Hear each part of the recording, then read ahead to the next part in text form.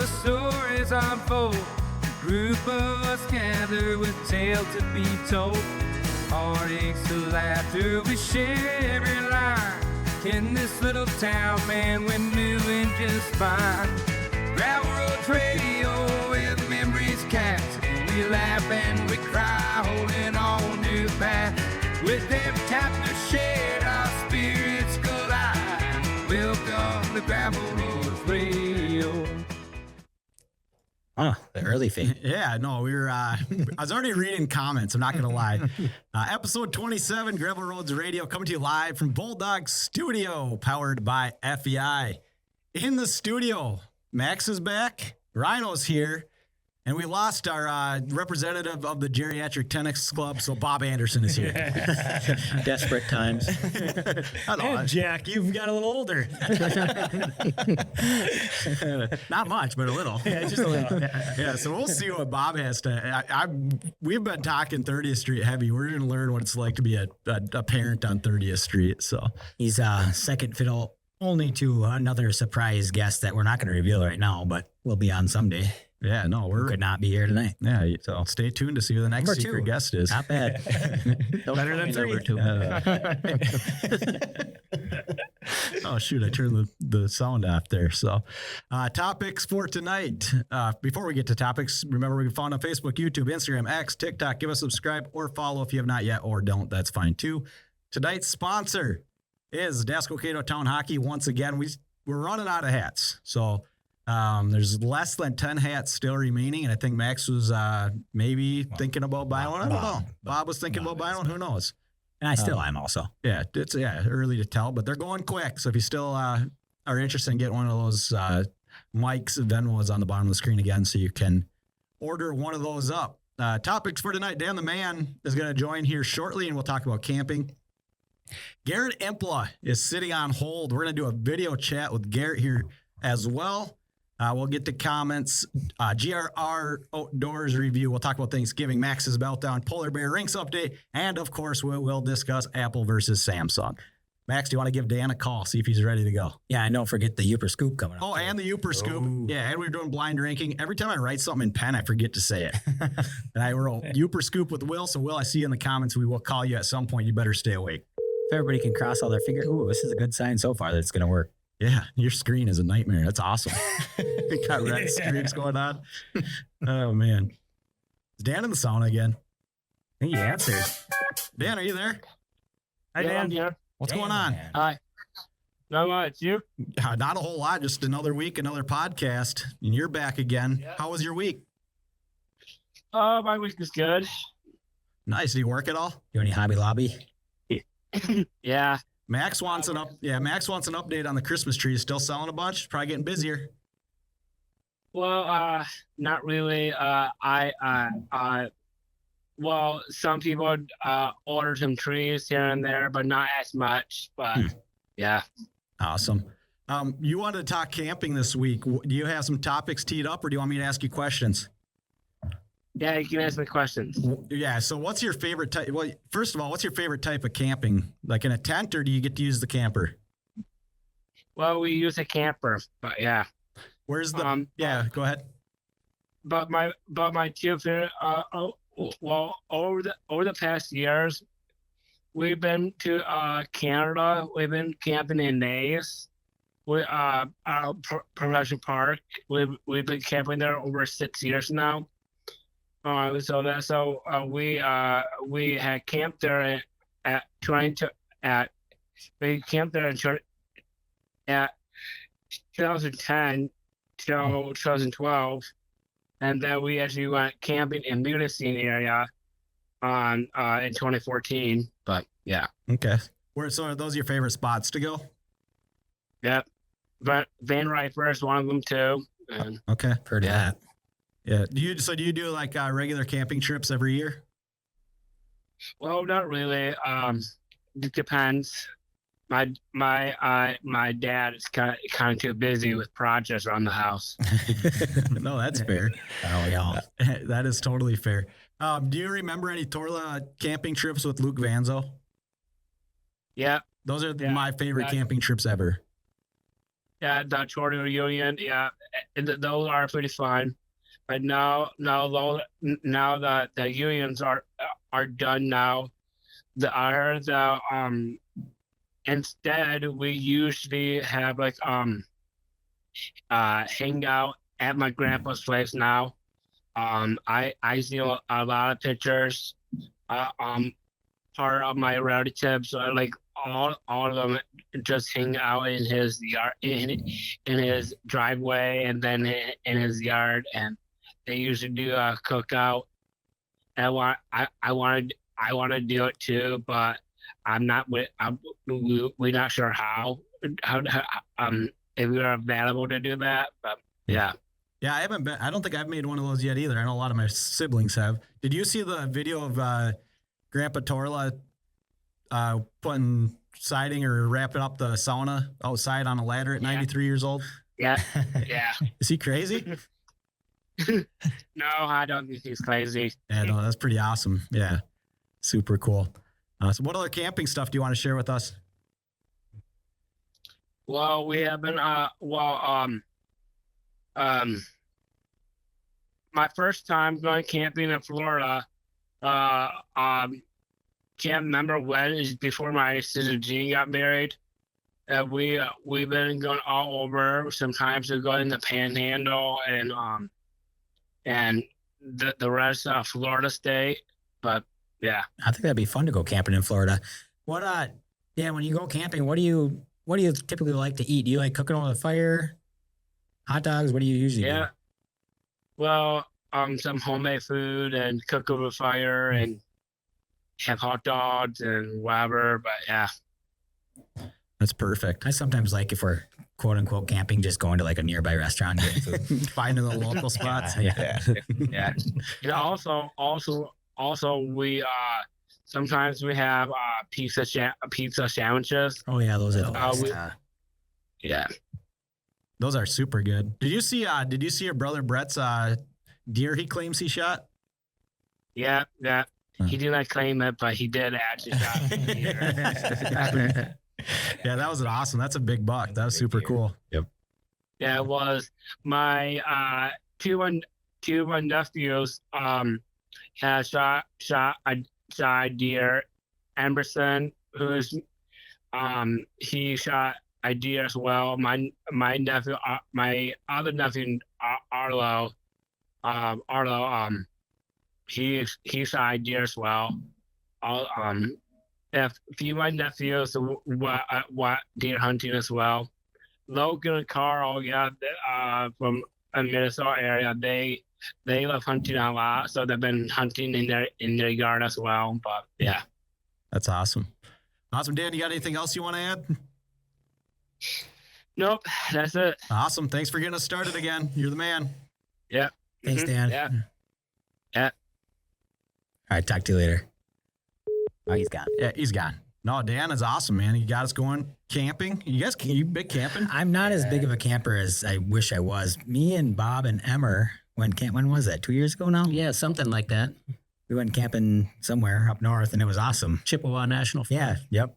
It was really fun. Tents, the whole deal. I mean, it was kind of cheating because we could drive to about 50 feet from our campsite. There is that. So we weren't really roughing it too hard, but it was a lot of fun. I'm gonna try to do more of it. Well, me and Rhino have done some Boundary Waters trips that I would argue to this day was some of the most fun I've ever had. Yeah, I got it. Boundary Waters is sweet. Yeah. But So much fun. anymore, isn't there kind of a bunch of hoops you have to jump through to get into the Boundary Waters with permits and this and that and the other thing? I think permits are more likely to be sold out than they used to be, but I think it's still pretty easy to get in.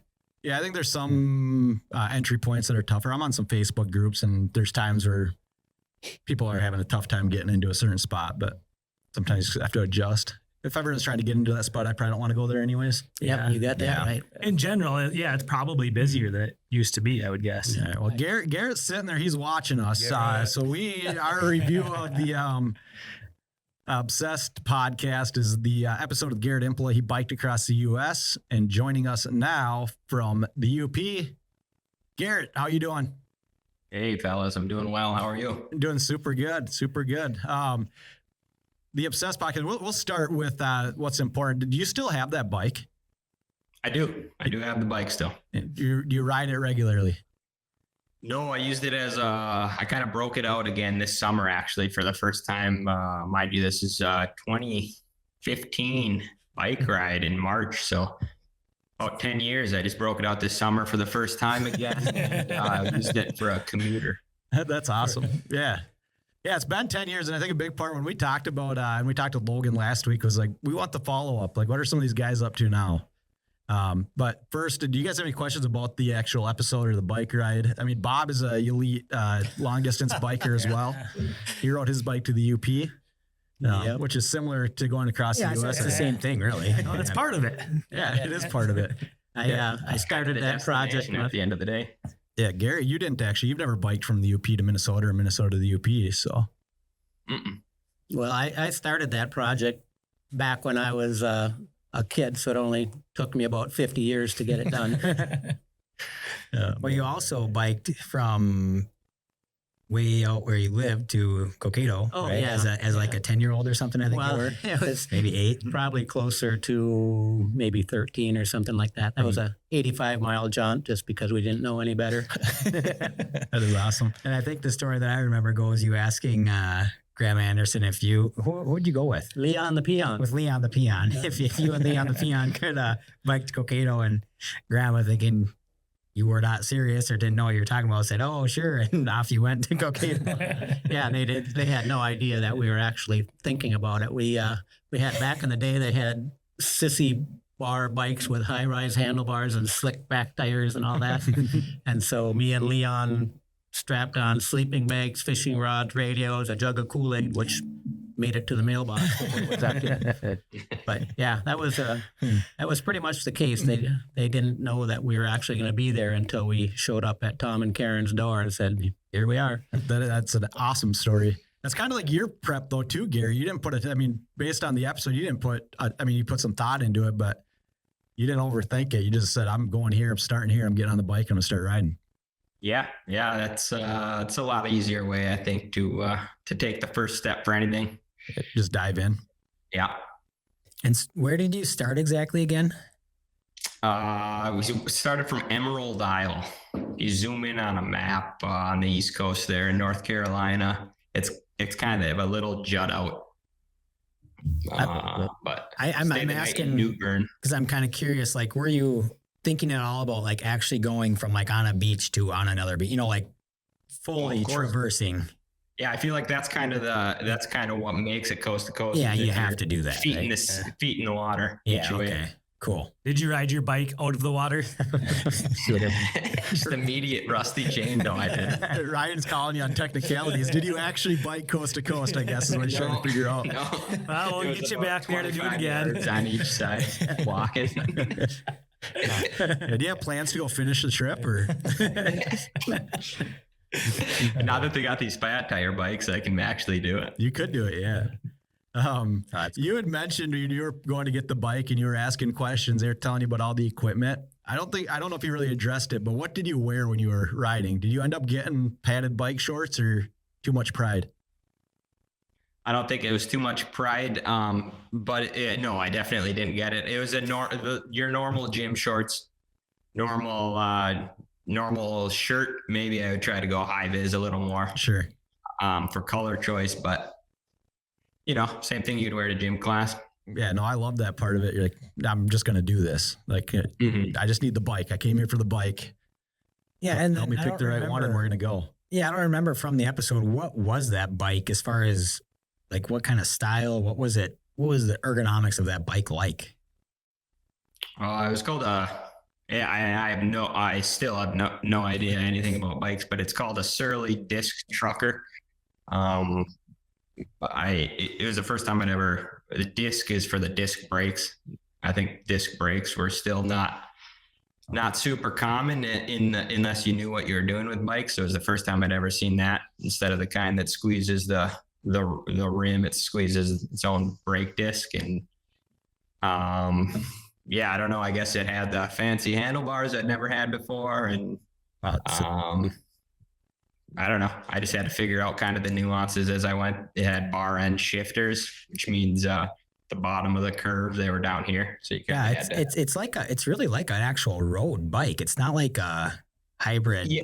you know, It actually is called a touring bike. So okay.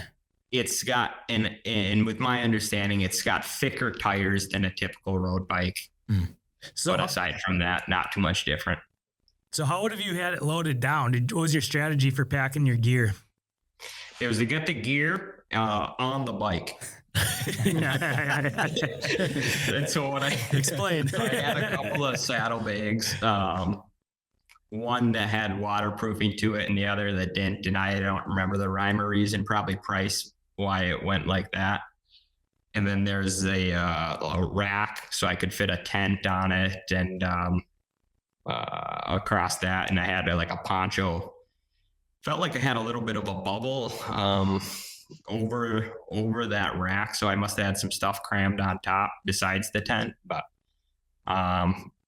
no thought really later, or if you have any hardcore bikers, they would tell you to think about weight distribution and stuff. 30 in the front, 70% in the back and stuff. But Do you have any pictures of that? Of you on it, or even just of the bike? We get our hands on. yeah, I think I got a few of both. The beauty of the trip was I didn't really bring anything to document it like that, but I did send my parents some updates. I think I might have touched on that in Logan's podcast. Yeah.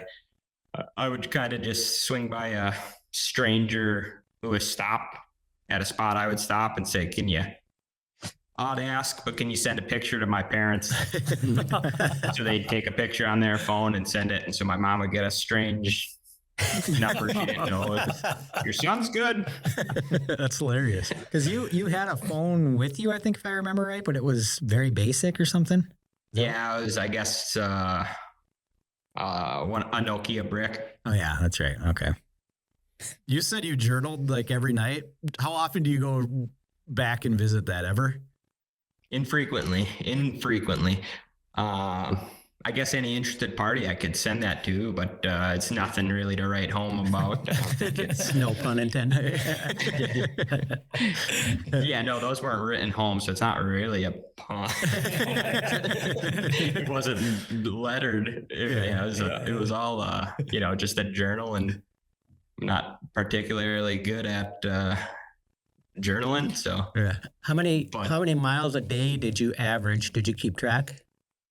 yeah, I did do all the stats, and that's probably the best part of the journal was with the summary at the end, and it came to 104.7. Really, a day?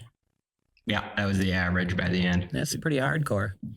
Do you ever wish you would have slowed down? You talked about when you were with Logan that you were just like kind of challenging and racing against yourself a little bit. Was there ever a time where you're like, man, looking back at maybe I should take my time on some stuff, or is it like you set out with the goal, I'm just doing this, and you're fine with that? Slow down in terms of pace. No, I was fine with like hitting 104 in a day, but maybe if I'm looking at, in hindsight, there was probably a few places I could have spent more time just checking out, but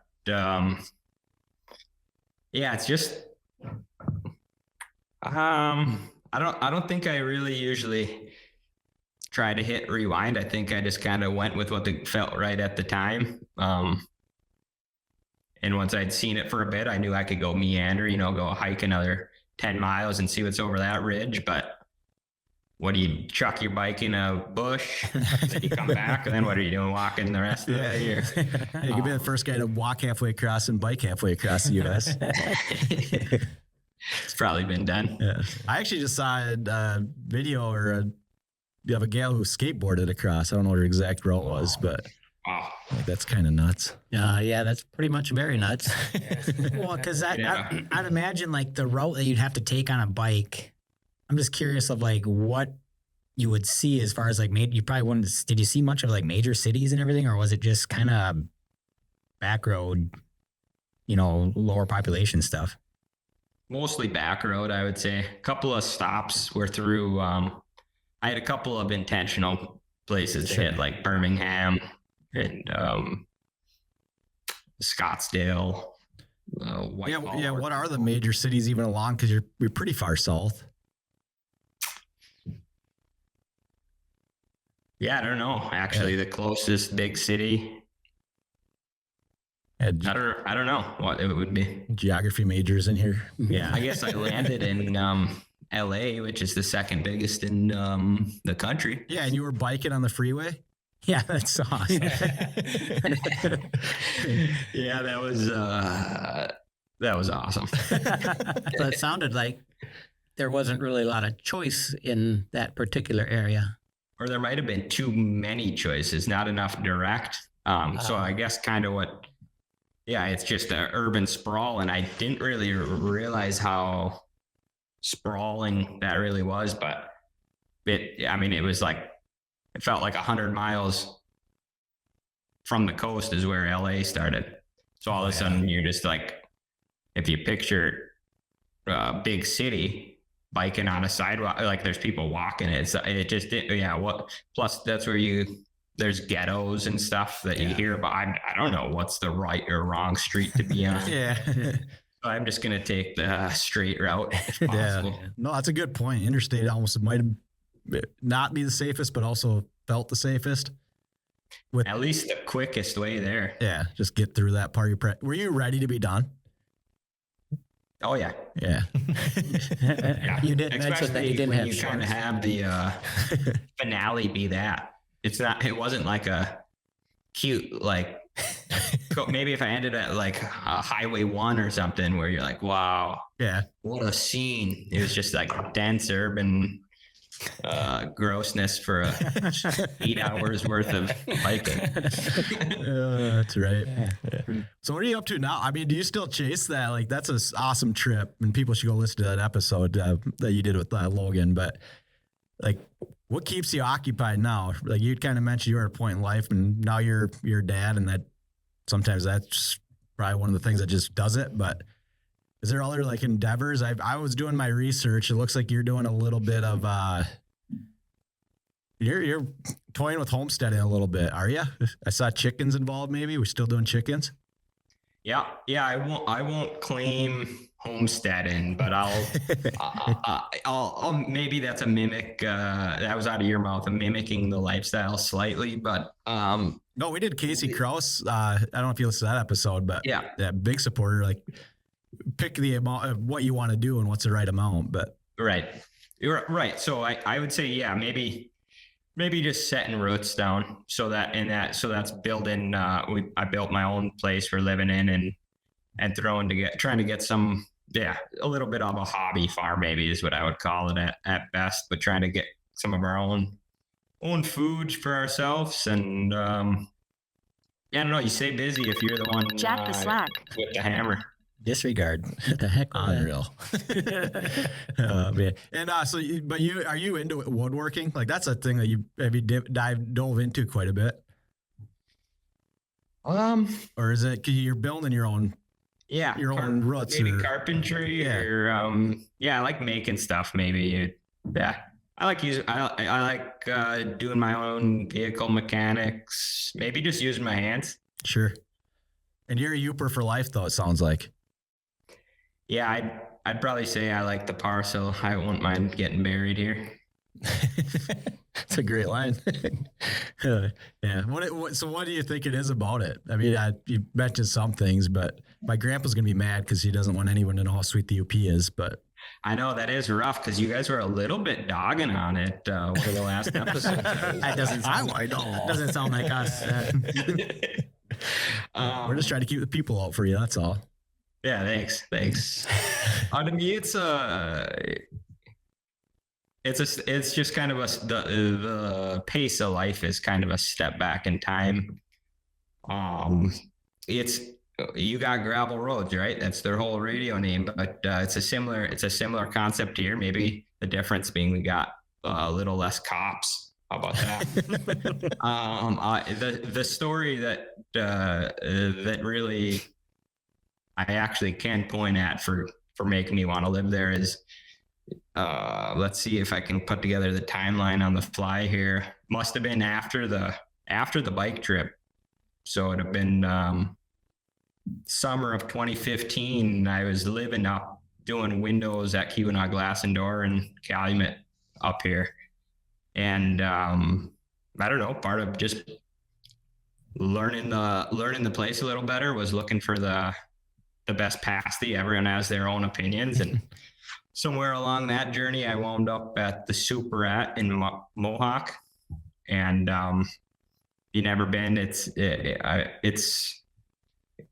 a small joint, I guess you could summarize it as, and I was second in line to someone who dropped down some eggs or something, and on the counter, and the cashier wordlessly handed some glass milk bottles from under the counter, and there was a wordless trade right in front of me, and I just had never seen something like that, and I knew I was kind of hooked on that style of life. That's an awesome story. Yeah. Yeah. We got listeners wondering if Garrett will take a call. Take a call. Yep. Hello, this is Garrett. So we're putting more people on. This is awesome. It's our best episode yet. Oh man. While we're waiting though, Garrett. I don't even think I said yes. No, you don't have to take the call. We're just taking the call. So This is Garrett's moment. But on your trip, Garrett, was it? I don't know if you mentioned it in the podcast. What about weather? Like, how much weather did you run into on that bike trip? Yeah, I got a fair amount of rain. I did journal that, and I don't know if I'm going to be able to recall it correctly, but I'm going to say out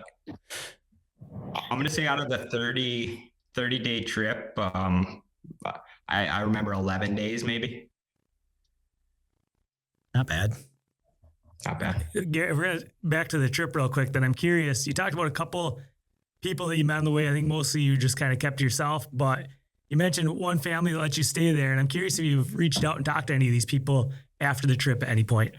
I actually had no contact information for the one stranger couple that you're referring to, where I washed some clothes, but I did end up with a business card from some fellas I met in Pie Town, New Mexico, on the Continental Divide.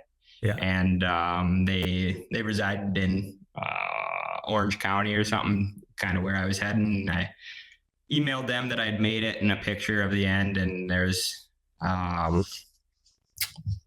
maybe one other that, and again, both of these, I think two to answer your question, two people that I hadn't met or that I didn't know and met on the trip that I reached out to, and maybe one or two back and forths. Cool. All right, listener questions. Jack, are you there? I am here. Can you hear me? I can hear you now. Good. So, Garrett, PTJ here, long time no see. Long time listener, first time, actually many time caller. I just have one question. So after you hit LA, your big bike ride is done, your feet are in the water. I'm just wondering, was there any magic left on the bike ride home then, or?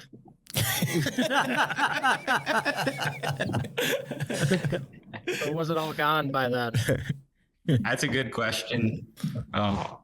I actually did plan ahead for that one, and worked out in the timing that my brother Quinn, Eric Ilitolo, and Travis Peterson met me there on their.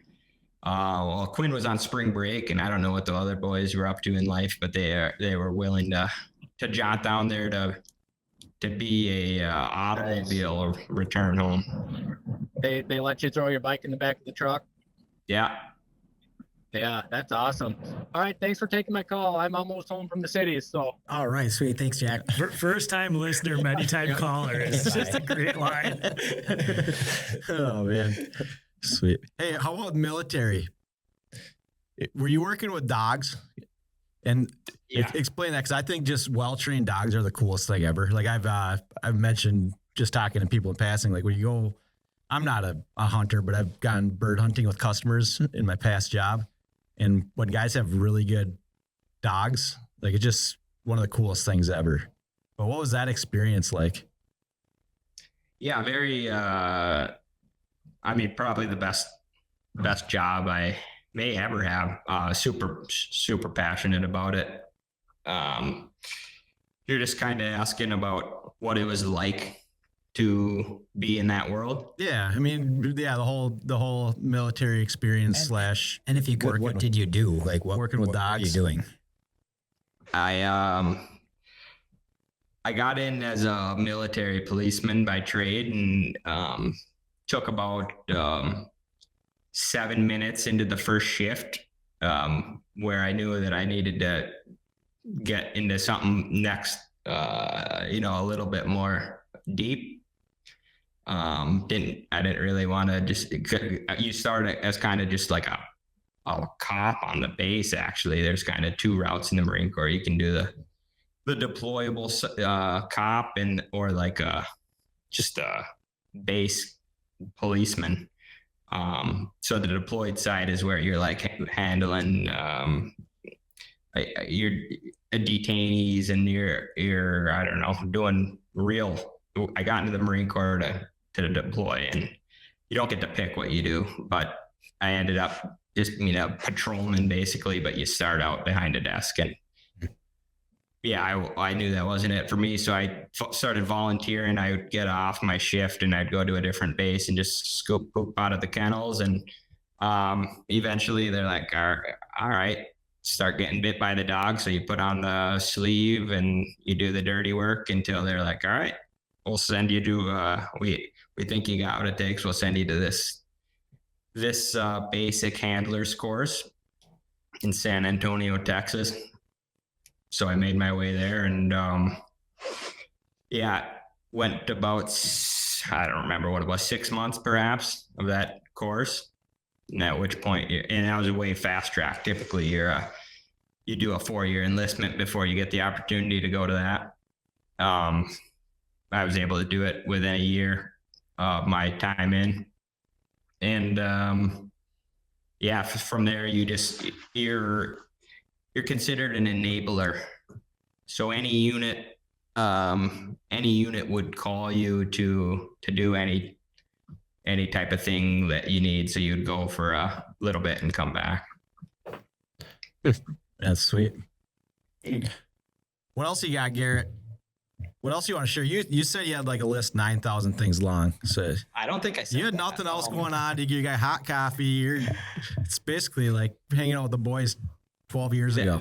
That's actually what I was hoping to milk out as much as possible is hanging with the boys there. But I guess last time talking to Logan, some of the feedback I got was a lack of detail. So we could actually dig a little deeper into that one.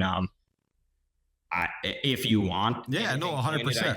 I can freestyle a little bit on some of the stuff that I know people have asked me about, but maybe that'll.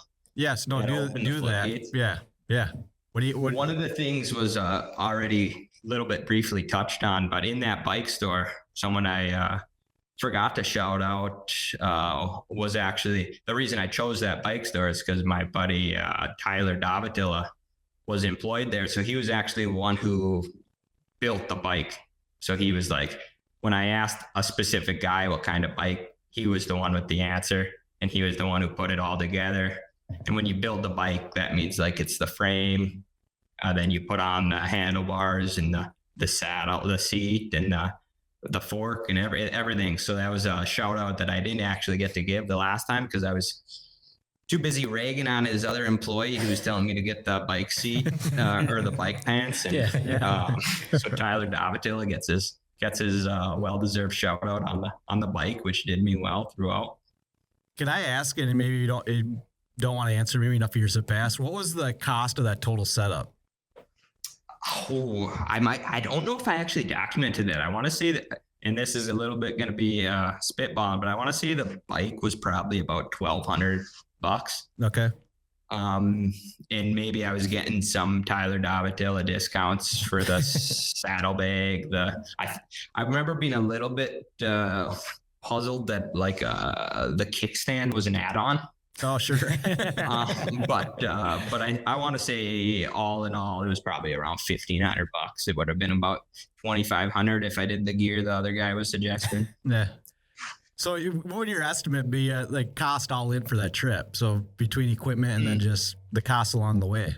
So the rest of the trip was $300. No way. Wow. That's ridiculous. What were you eating? So I did a nothing, meal a day. I would get up and this will be recycled content if you listen to Logan's, I think, but I would get up and ride 20 or 30 miles and then I'd probably take a handful of trail mix here and there throughout that, but make it to aiming for a little diner, which I didn't really know if it was coming or not. But it was mostly small town, so I'd try to get to a mom and pop type diner and usually get 2 meals with it. And the reason that ended up being so cheap is a lot of those are like $6 meals or something. Sure. But then also a few times the people would say, what are you doing, you out of place looking fella? And end up paying for the meal. Oh, wow. Happened a handful of times. So Yeah. Other than that, I had no expense. I didn't pay to sleep anywhere, and I didn't have a dinner beyond that. You were getting 2 meals. Were you pounding them down right away, or were you keeping one for later? Oh yeah, you slam it. Where were you sleeping? I had a tent packed there, and I guess you'd call it stealth camping. So you kind of just decide where you go, and Like you were. you're gone in the morning. Would you ask permission these places, or would you just No. kind of give her? Did you ever? There was one time, Texas, perhaps, maybe just almost out of the western border of Texas. I was going through the Panhandle where I just could not. It was just big cattle. There's fences everywhere on each side of the road. And, I ended up, it was starting to downpour, so I pulled into a little house and knocked on the door and just asked this lady who couldn't really speak English if I could set up a tent on her driveway. That was the only time I really asked for permission. But Did you ever get run out of a spot? Or is that gonna be your next question? Yeah, that's exactly what I was gonna ask. no, I didn't. Some of it was mildly calculated. Like I would go in a church, behind a church. I don't know. Maybe churches don't like people camp. You could get a homeless vibe, right? Yeah. It's a good move. I don't know. It makes sense. but yeah, often I felt like that just made sense to me. But, otherwise, yeah, you can go down a little back road a little bit and find some trees pretty easy. I wasn't there to hurt anything or make a mess. I didn't really leave anything behind, so I felt like I was as respectful as I could be as a homeless vagrant. You were hardly even camping. You were just sleeping. You weren't building fires or nothing like that. Right. So were your days dawn to dusk pretty much, or dawn to dark? Yeah. Yeah, and that's where I guess if we return to the pace point, maybe I felt like I was kind of just chilling out. Like I was never trying to, when I was saying trying to beat records, I wasn't necessarily trying to like get stronger thighs. It was probably just like hanging out, doing this easy bike pace for a while. I will never bike with you. So you're saying you would be pushing harder? Gary couldn't keep up. Listener Adams wondering how many speed/gears was your bike? Oh, that probably 3 of the big ones and few in the back. I don't know. 20 shooting guys. Is that a number that? Like how dialed in did you get with shifting? Were you sounds by like the end? super. Were you at a point where like you just were doing a lot of shifting to really improve your efficiency, or was it just kind of like a kid now gets on a bike and just shifts randomly? I was probably in between. I probably wouldn't have won any distance races along Armstrong or anything, but I didn't get impeded by my ability to shift. Or did you have like a noticeable difference at the end, like that, where you were realizing that you were better with that? No, probably actually a little worse by the end. There was more gunk all over everything on the bike. Uh-huh. And these bar end shifters get a little finicky. So you actually have to like find the sweet spot, and then Did it clunk off? Whoop, little more. Okay, I caught the next gear. Did you have any breakdowns, flat tires, that sort of thing? A single flat tire. That's about pretty halfway through the country. Hmm. Attributed to that lack of weight distribution. The thing wore through the back tube. So the original front tire is still on the bike. And in Walmart, I bought a replacement. No, it wasn't Walmart. Shout out to Terry's Bike Store somewhere in the middle of the country. They're going to be listening. They'll probably call him. I got a shirt to remember him, but I ended up giving it to my brother Alex. He's got it in Norway. That's awesome. How about your body? Do you beat it up and you had to? Did that hold you back at all? Were you to stop because, like cramping or muscle issues of any kind? You're just a little soreness.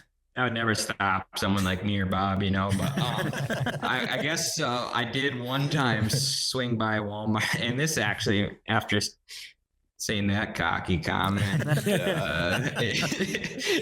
maybe contradicts it, but I did swing by Walmart because the one thing that happened was my top of the hands were getting real sunburned, so I got fingerless bike gloves. So you did that just because I look cool.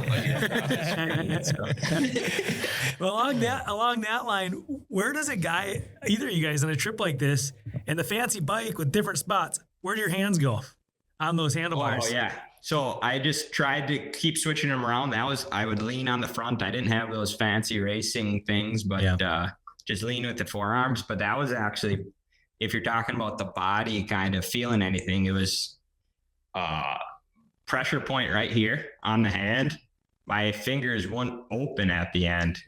So it took a long time to, like, in Arizona, someone was like, "Hey, you play guitar. Why don't you play this?" Oh, club hands. Can't do that. Oh, man. You should have just grabbed it and just twanged away. Ah, here we go. Oh, man. Your sister Hannah is saying, ask you about the time you almost got arrested.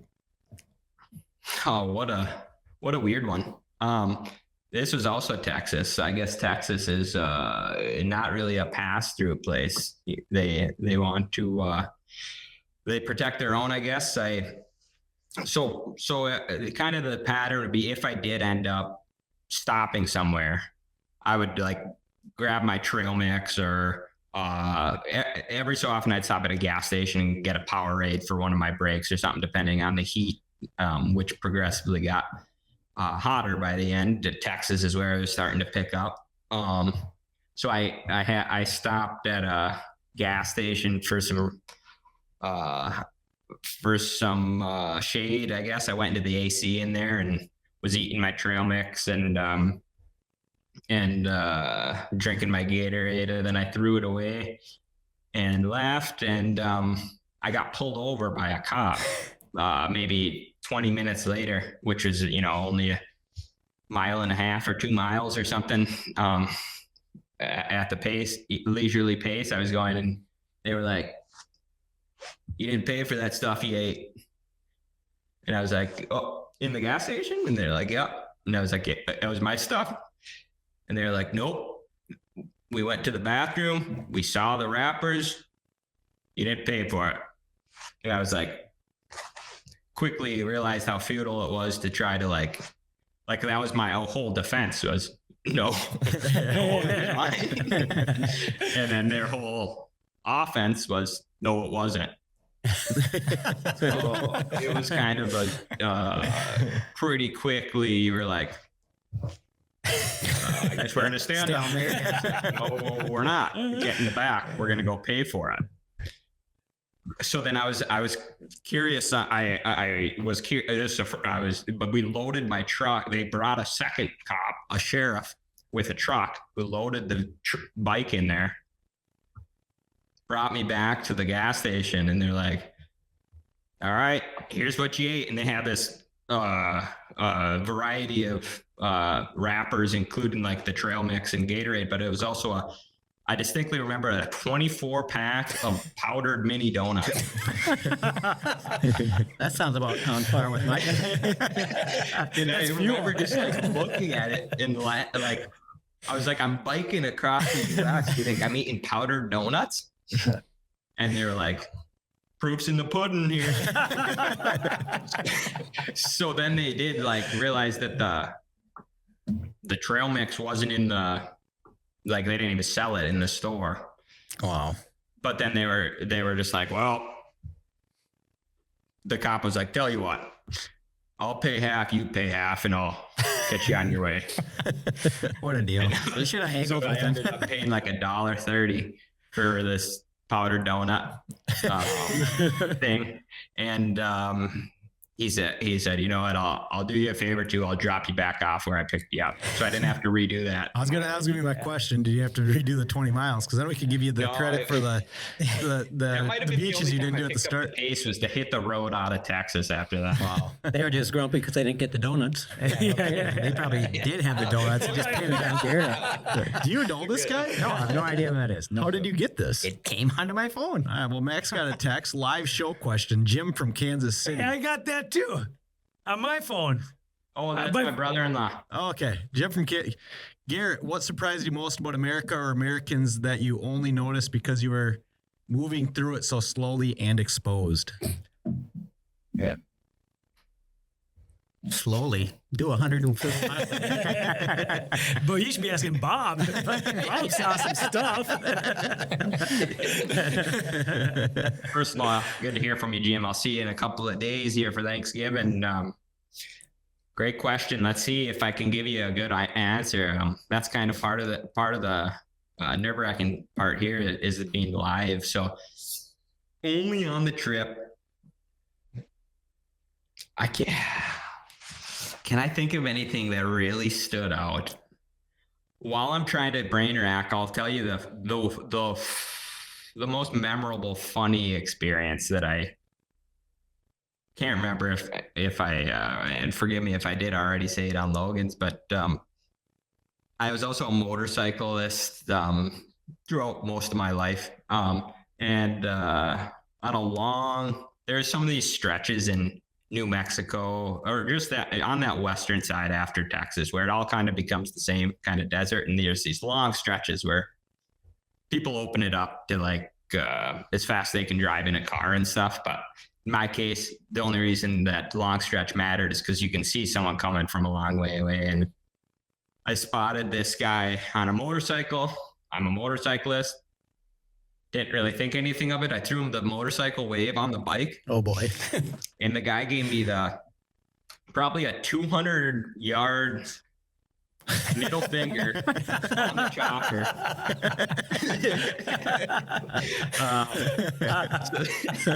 I couldn't help it. I had such a long distance to like middle finger. Watch how obvious he was presenting it. And I was just laughing in his face because it was so absurd. He could easily turned around and did whatever he wanted. I wouldn't have went down easy, but it would have been easier than the other way around. I think he would have won that one. Some clawing out a bike. Just kidding. Waving it all, everybody. That's awesome. My bride and I have Let's see. So big picture, did I have anything? Here, Bob's got a quick story. I was just going to say, my bride and I have 50cc scooters, and we get kicks out of going by the Sons of Silence Club in Cokato and doing There the we go. two-finger dip. Same thing, yeah. Did they hit you back? No, they're just they're taking it too serious. Hey, that image of theirs. But Well, maybe you could prove me right or wrong here. I have this kind of just idea in my head that, you get all the news, social media, everybody in this country and whatever, they're all terrible people. It's all bad. And I just have the idea in my head that it's really, I think people in general, especially just in America, are way like nicer and kinder to each other than what is portrayed on the media. So I don't know, did you see that, or was it, was there some just mean people or whatever? Was it, I don't know. No, I think you're right. I would say from my experience there, And I think a lot of it is you get what you give, right? So like if I'm passing through an entire country where I'm, just the outsider, how am I supposed to enter the room, right? Like any conversation is basically just open-minded, and so it's pretty easy to engage with someone who is just listening to like an authentic conversation, right? So if someone's like it wasn't, you wouldn't get a lot of small talk. It was if someone's like, hey, the next thing is like, that's the icebreaker. The next thing isn't like, how's the weather? If you see this outsider with a loaded down bag, it's basically to the point of, what are you doing? Yes. Then you can have a conversation that's already deeper than how's the weather. You have a right? pre-made and those, something to talk about. yeah. So maybe just the drive. Yeah, exactly. There's something, and they went out of their way to talk to you. Like, so I'm going to be receptive to that. And honestly, probably a little lonely. So it'd be fun to hear their side of things. But, but yeah, that biker was one. And one other time I got yelled at on the freeway or I was taking an entrance to some, not freeway, but some other highway that someone had to wait for me, and they yelled at me, and I didn't really care at all if I was impeding traffic for their day a little bit. I've been annoyed down the road by something before. I didn't hold it against them, and they didn't think twice of me. I guarantee they never have again. So hikers have trail magic. Did you have any road magic when you were biking? People providing? No, what is that? Well, it's when people just show up and randomly provide you either food or something that is beneficial to you without any reason except to be nice about it. Yeah. You guys heard that one on the podcast, right? Yeah, the church one. No, I didn't tell you the highway cleanup man. Oh, the highway cleanup man is great. Yeah, this is a great story. You give a version of it. You want that one? Yeah.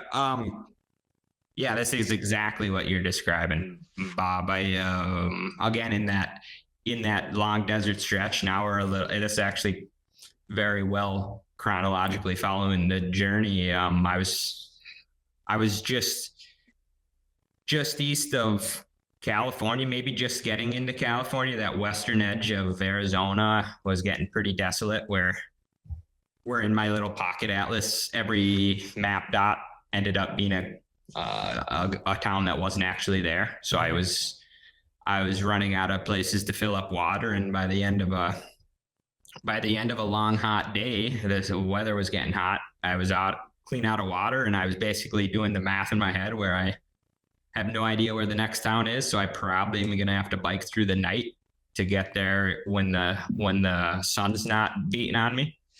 And all of a sudden there's this little encampment up that I saw in the distance. Again, picture that long, you can see for a while.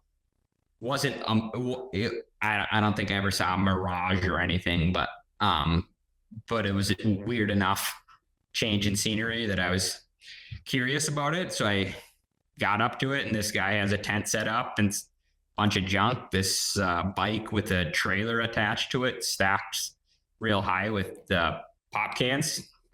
He wasn't actually just I'd seen him in a picture in a gas station or two, like 2 days before biking. So like the other side of Arizona, with this guy, and it said highway cleanup guy. And there's a picture of him with pop cans to the moon on this bike trip, this exact setup that I'm seeing right in front of me. So I was just like, hey, the sun's going down. And I was like, well, this is good. I just opened up by saying, can I set up tent with you here, I guess? And he was like, sure. Want some water? He took out a 24 pack of water. People just bring it to him, I guess. He's notorious. Oh, wow. Or is that the right word? He's well known, maybe is better. And so people just provide for him food and drinks. So he easily gave me enough to refill my bottles. replenish me there what I needed. And probably my tax for him, or my payment for his kindness, was he threw me a cast iron skillet and some steel wool, and he said, "Why don't you join me for dinner? You clean this pan up. I just got it given to me today." And it was it was caked in rust. It had to have been a half inch or so. And it was, I was scrubbing for 20, 25, 30 minutes, and I was like, getting nowhere. So I just said, "Here you go." He dumped a bunch of cans of beans, corn, and we had this goulash of highway cleanup guy dinner. And that easily tided me over until I made it to the next town 40 or so miles later the next day. Yeah, that would qualify as biker's magic for sure. Well, You were like out of water, right? You were. Yeah, I was clean. The frustration with that would just be insane.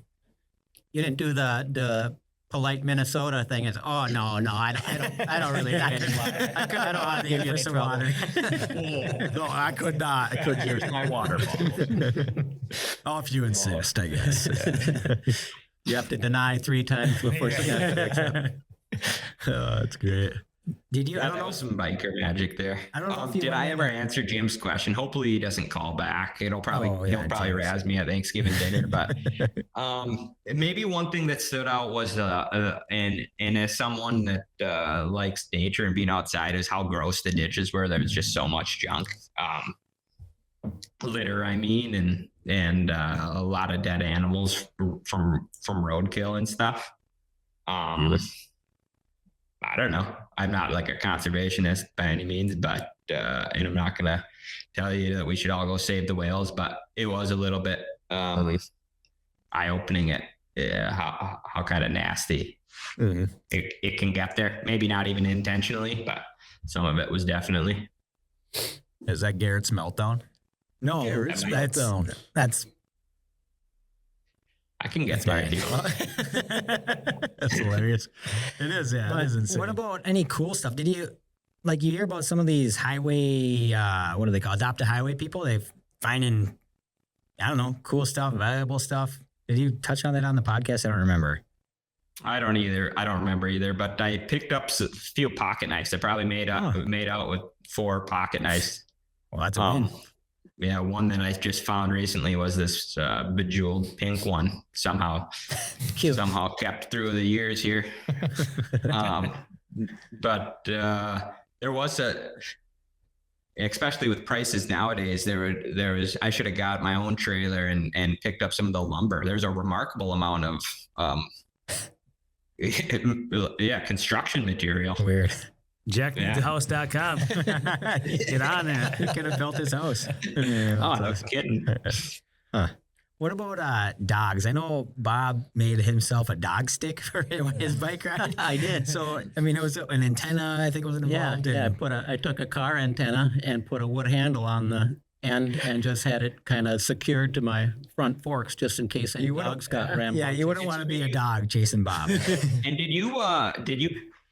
did you plan ahead for that, Bob, or did you commandeer that from some vehicle on the way? Well, if you've ever been to my house, you probably wouldn't be surprised that I have a few random things like that available. Still, but that's some forward thinking, unless it wasn't your first trip. No, when I did that bicycle trip as a little kid, we did get chased by a couple of really aggressive dogs, but Leon the peon was a dead shot with his pepper spray. And so we survived, but I didn't trust my own skills in that category. Sure. So did you use the dog stick? I didn't have to. No. That's great. Did you see any rowdy dogs, Garrett, on your trip? Or animals in general? Yeah, I may have touched on that in Logan's as well. Maybe I'll stop saying that for anyone. But Mississippi had more dogs than people, and they all were loose, and they were all in groves, and they would all come and chase you. And so I guess my biggest defense was acceptance, like go for it. And then I would just growl back at them. It's hilarious. This was pre-military for you, right? You went in the military after? Yeah, so this was March of 2015. I ended up spending I don't know, a little time working until that next semester started. I went to Northern to do some welding. Was going to just get a certificate, but it's 2 semesters. Maybe a month into that first one, I was just like, I got to join up. So I signed up and left for the Marine Corps in January of 2016. What else you got? What other don't know, that's details just do you want to dive in that you were That's just a supposed to really last time you cool- didn't? Cool thing. Yeah, no, it's an awesome story. Garrett, can I ask you real quick? One thing you and I did together was our time in the oil field. I wonder what you remember about that. That was a great experience. That's too why I wasn't bashful of telling you the price of the bike, because I had oil field money to chuck at that thing. Single guy out there coming back. I didn't buy any big truck. I bought an S10 and a bike. So oil field was, it was just good hard work. I think everyone should do some good hard work in their life, and that was definitely it. And the plus side was some solid cash to go with it. Too late now for doing good hard work. Some of us are still planning our good hard work. Now you tell me. Yeah, what do you mean by that? That's a mindset. Yeah. No, you're right. Awesome. I guess there was in Logan's podcast, another thing I forgot to people I kind of forgot to shout out, and maybe it was because I just hadn't really connected any dots, was he asked a little bit on how my parents may have shaped my desire to kind of just push myself or do some unconventional stuff. And I realized that my dad took a little different route. He grew up in Washington State, and he ended up in the Peace Corps or out in a bunch of different little islands, one being Micronesia that I can remember. And he was no slouch in the adventure world himself. And he hung out with some of those honkalas, Kelvin. If you know any of them, they're not afraid to push limits too. And then the same with my mom when she was in her single life. She ended up on several occasions getting out, and I know at least one time exploring Europe with a backpack. So there's definitely some of that in the blood, I would say. Well, the story just with your dad when he dropped you off too, he's going to take his precious time letting you get started on that bike trip. Like, yeah, that's one that doesn't really hit you when you're just the kid, right? Yeah. But once you have kids of your own, it's just it's a lot more somber, I guess. Yeah. No, he's just like, you're just his kid still, right? And you're about to go like on this kind of a crazy, if you're the parent, like, hey, you're just going to start biking down random streets for the next 30 days. Like, you don't have a plan? No, it's just the country.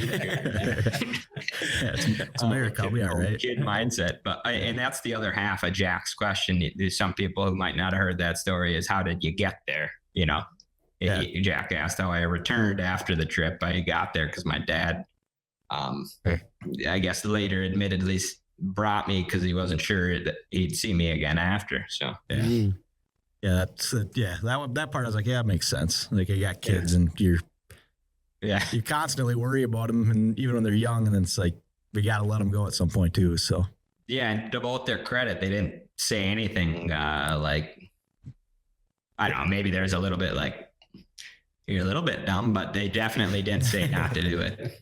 They could have discouraged that or tried to get in your way, but they let you go. So it's awesome. What about, so Bob, what about some of your stories? I don't know, this is all new to me on the amount of bike, but you at least did one time from there in Cokato, was it, to the Yoop, and then Yoop back? And No, just a one way. To be honest, Garrett, my adventure was like walking down to the mailbox compared to yours. Honestly, it was An old man pedaling a bike. End of story. How old were you? I must have been 66 at the time. It was like last year. It was like last year. How about you though, Bob? Was there any bike magic? My bride, I mean, I had the easy part. All I had to do is sit on my butt and pedal the bike. My bride took care of all the logistics and whatnot. We went hotel to hotel. I thought about stealth camping, but like, nah. Yeah. Were you tandem? No. She was in my pickup, and she would just catch up with me at the end of the day, the very short day. But then she would have a hotel schedule and things like that. So it was really easy. She took care of figuring out the nutrition and all that, which I mostly ignored. But we often ate at restaurants in the middle of the day. But she had little individual packets of the high protein mix and all that sort of thing, labeled with how many grams are in there and all that, and bananas and all that sort of thing. So literally all I had to do was sit and pedal. So, And how many miles a day did you do? 417. Did it in one day.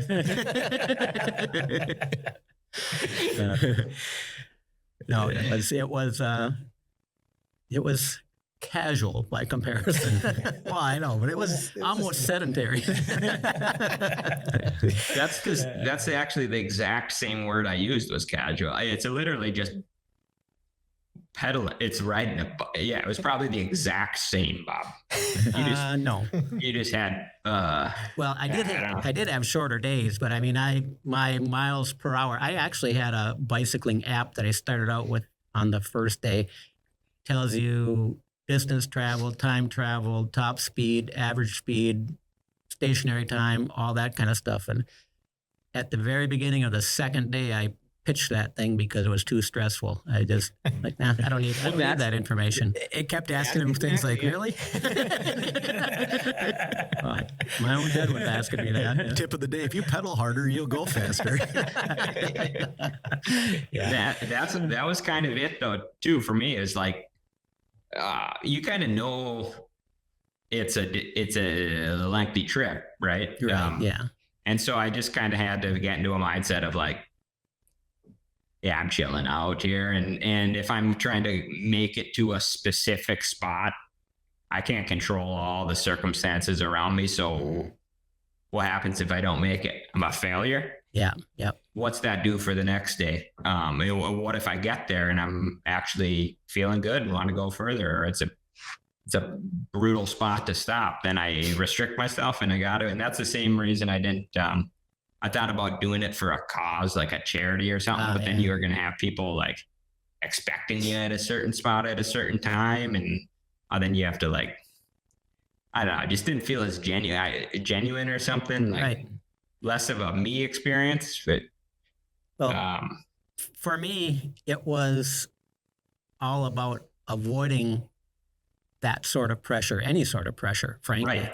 I really didn't give a rat's behind how far I went in the course of a day or how fast I went or how long it took me to get there. I don't care. I'm retired. Yeah, a little bit. Yeah, Garrett was retired too at that point. He's back in the Unretired. he's unretired, but he was retired. Maybe I misinterpreted the intention of you saying you would have never gotten along with biking with me. Then are you saying that I would have been wanting to push too much or not enough? I think we would have been a good team. You know? Only if we had a chain between your bike and mine. Gravel Roads Radio presents Bob and Garrett bike somewhere. Well, that's like Buzz Hendrickson too. I told him the same thing. I will never ever bike with him because we just have different reasons for doing it, and speed and endurance are definitely not mine.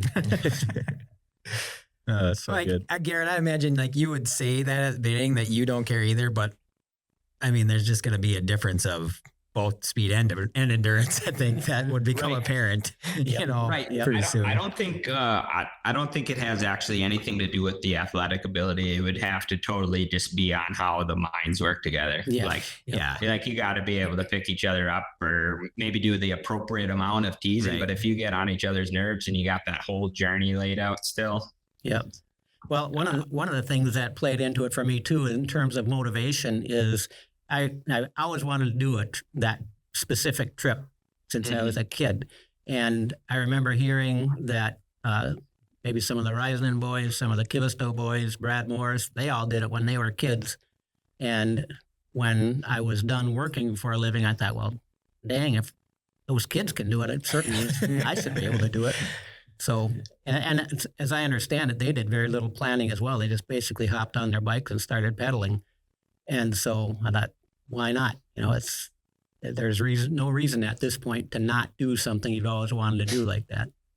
Totally. I mean, that basically it was the monologue in my own head for why I did it. I was, for whatever, it was probably in one of the bunk beds in the 3 hours of sleep you get in Nodak, where I was like, man, people are doing all this cool stuff. There's people climbing Everest, and there's people, I don't know, biking the country and whatever, going and living in somewhere. I thought about going and being a cowboy in Montana or something. There's just so many things you can do. And then all of a sudden I came back to like biking across the country, and I was like, it actually sounds super biking.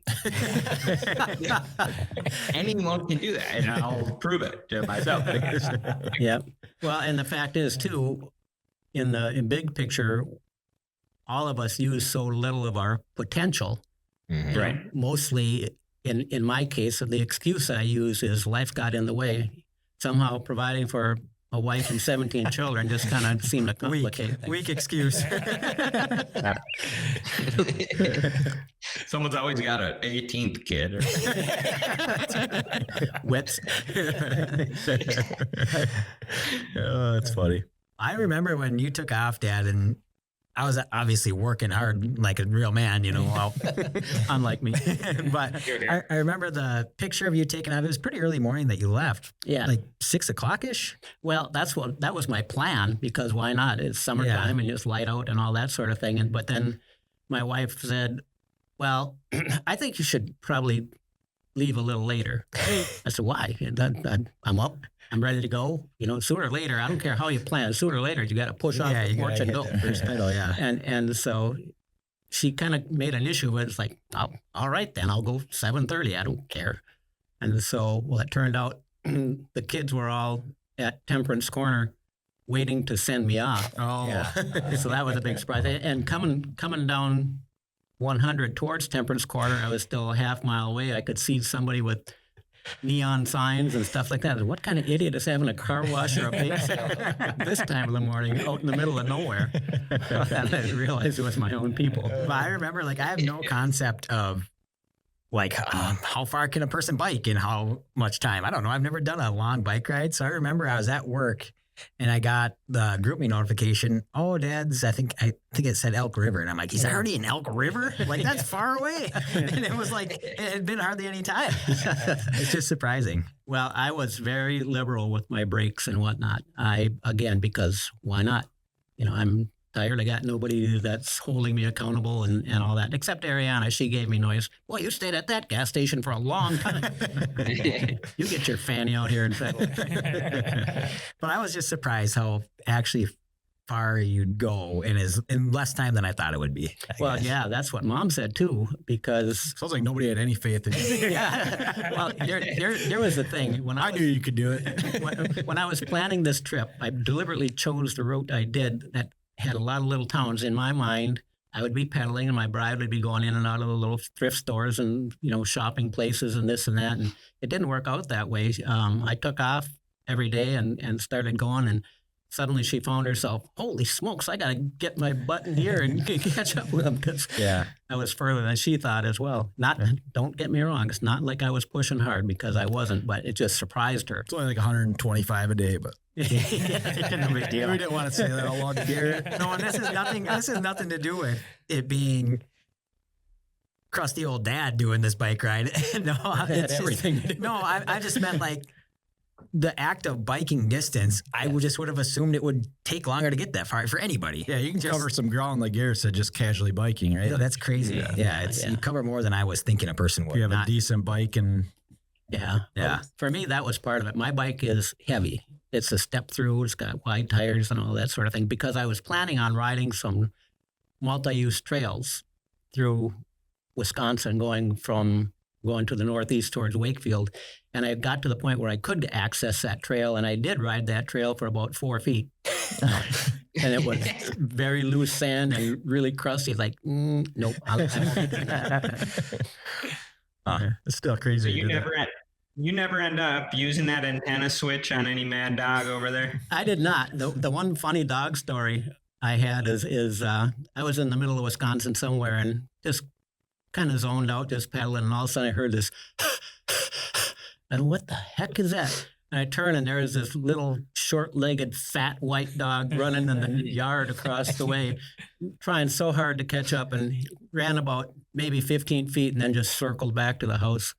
And that was it. It was so funny to watch. I almost felt bad for the poor thing. I mean, he was trying to be a good dog, but he just didn't have it.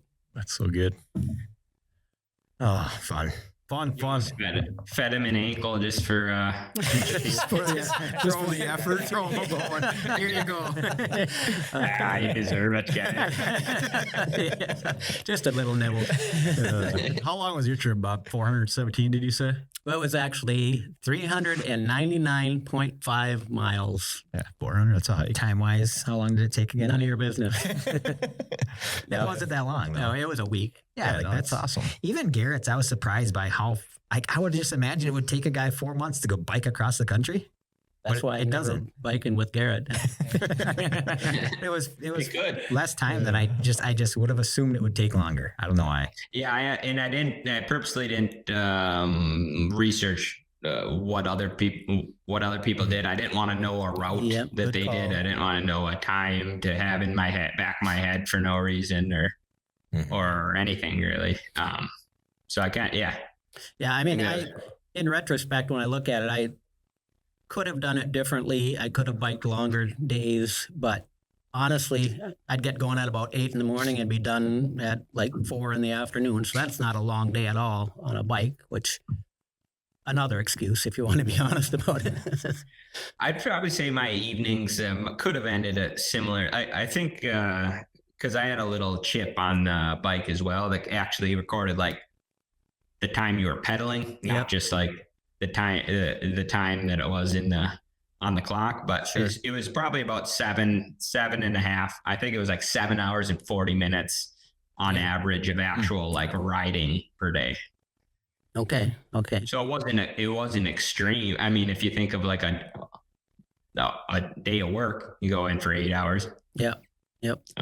So I listened to Logan's podcast quite a long time ago. I don't remember any details, but did you get into mountains and whatnot? You had to have at some point. Yeah. I hit a little, not too bad, southern end of the Smoky Mountains on the east side, but then got into some pretty tall stuff over on the west. The western side must have been just before. Was it in California? I can't remember, but there was one distinct stretch where I remember going 4 miles, or it took an hour to go 4 miles. So I was just like standing up, and my feet were pushing down. Like it was the slowest slog for just an hour straight. Yeah.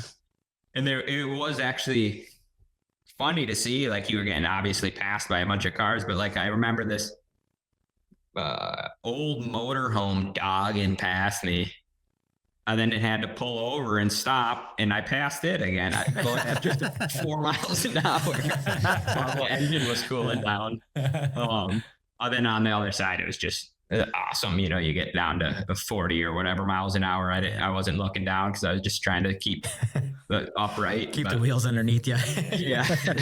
Did you have any close calls with traffic, danger type situations where it was near miss? I mean, there was some narrow shoulders here and there, and oncoming semis both ways, and I'm on this tiny stretch of shoulder, but far and away the hairiest, and any listener should not take my route, particularly in the West Coast, where it was like 7-lane interstate traffic. It's just obscene. Like when you're exiting in a vehicle, it feels the same as if you're in Minneapolis exiting, but it's like a football field of straight distance if you're not taking the exit, like the lane. Yeah.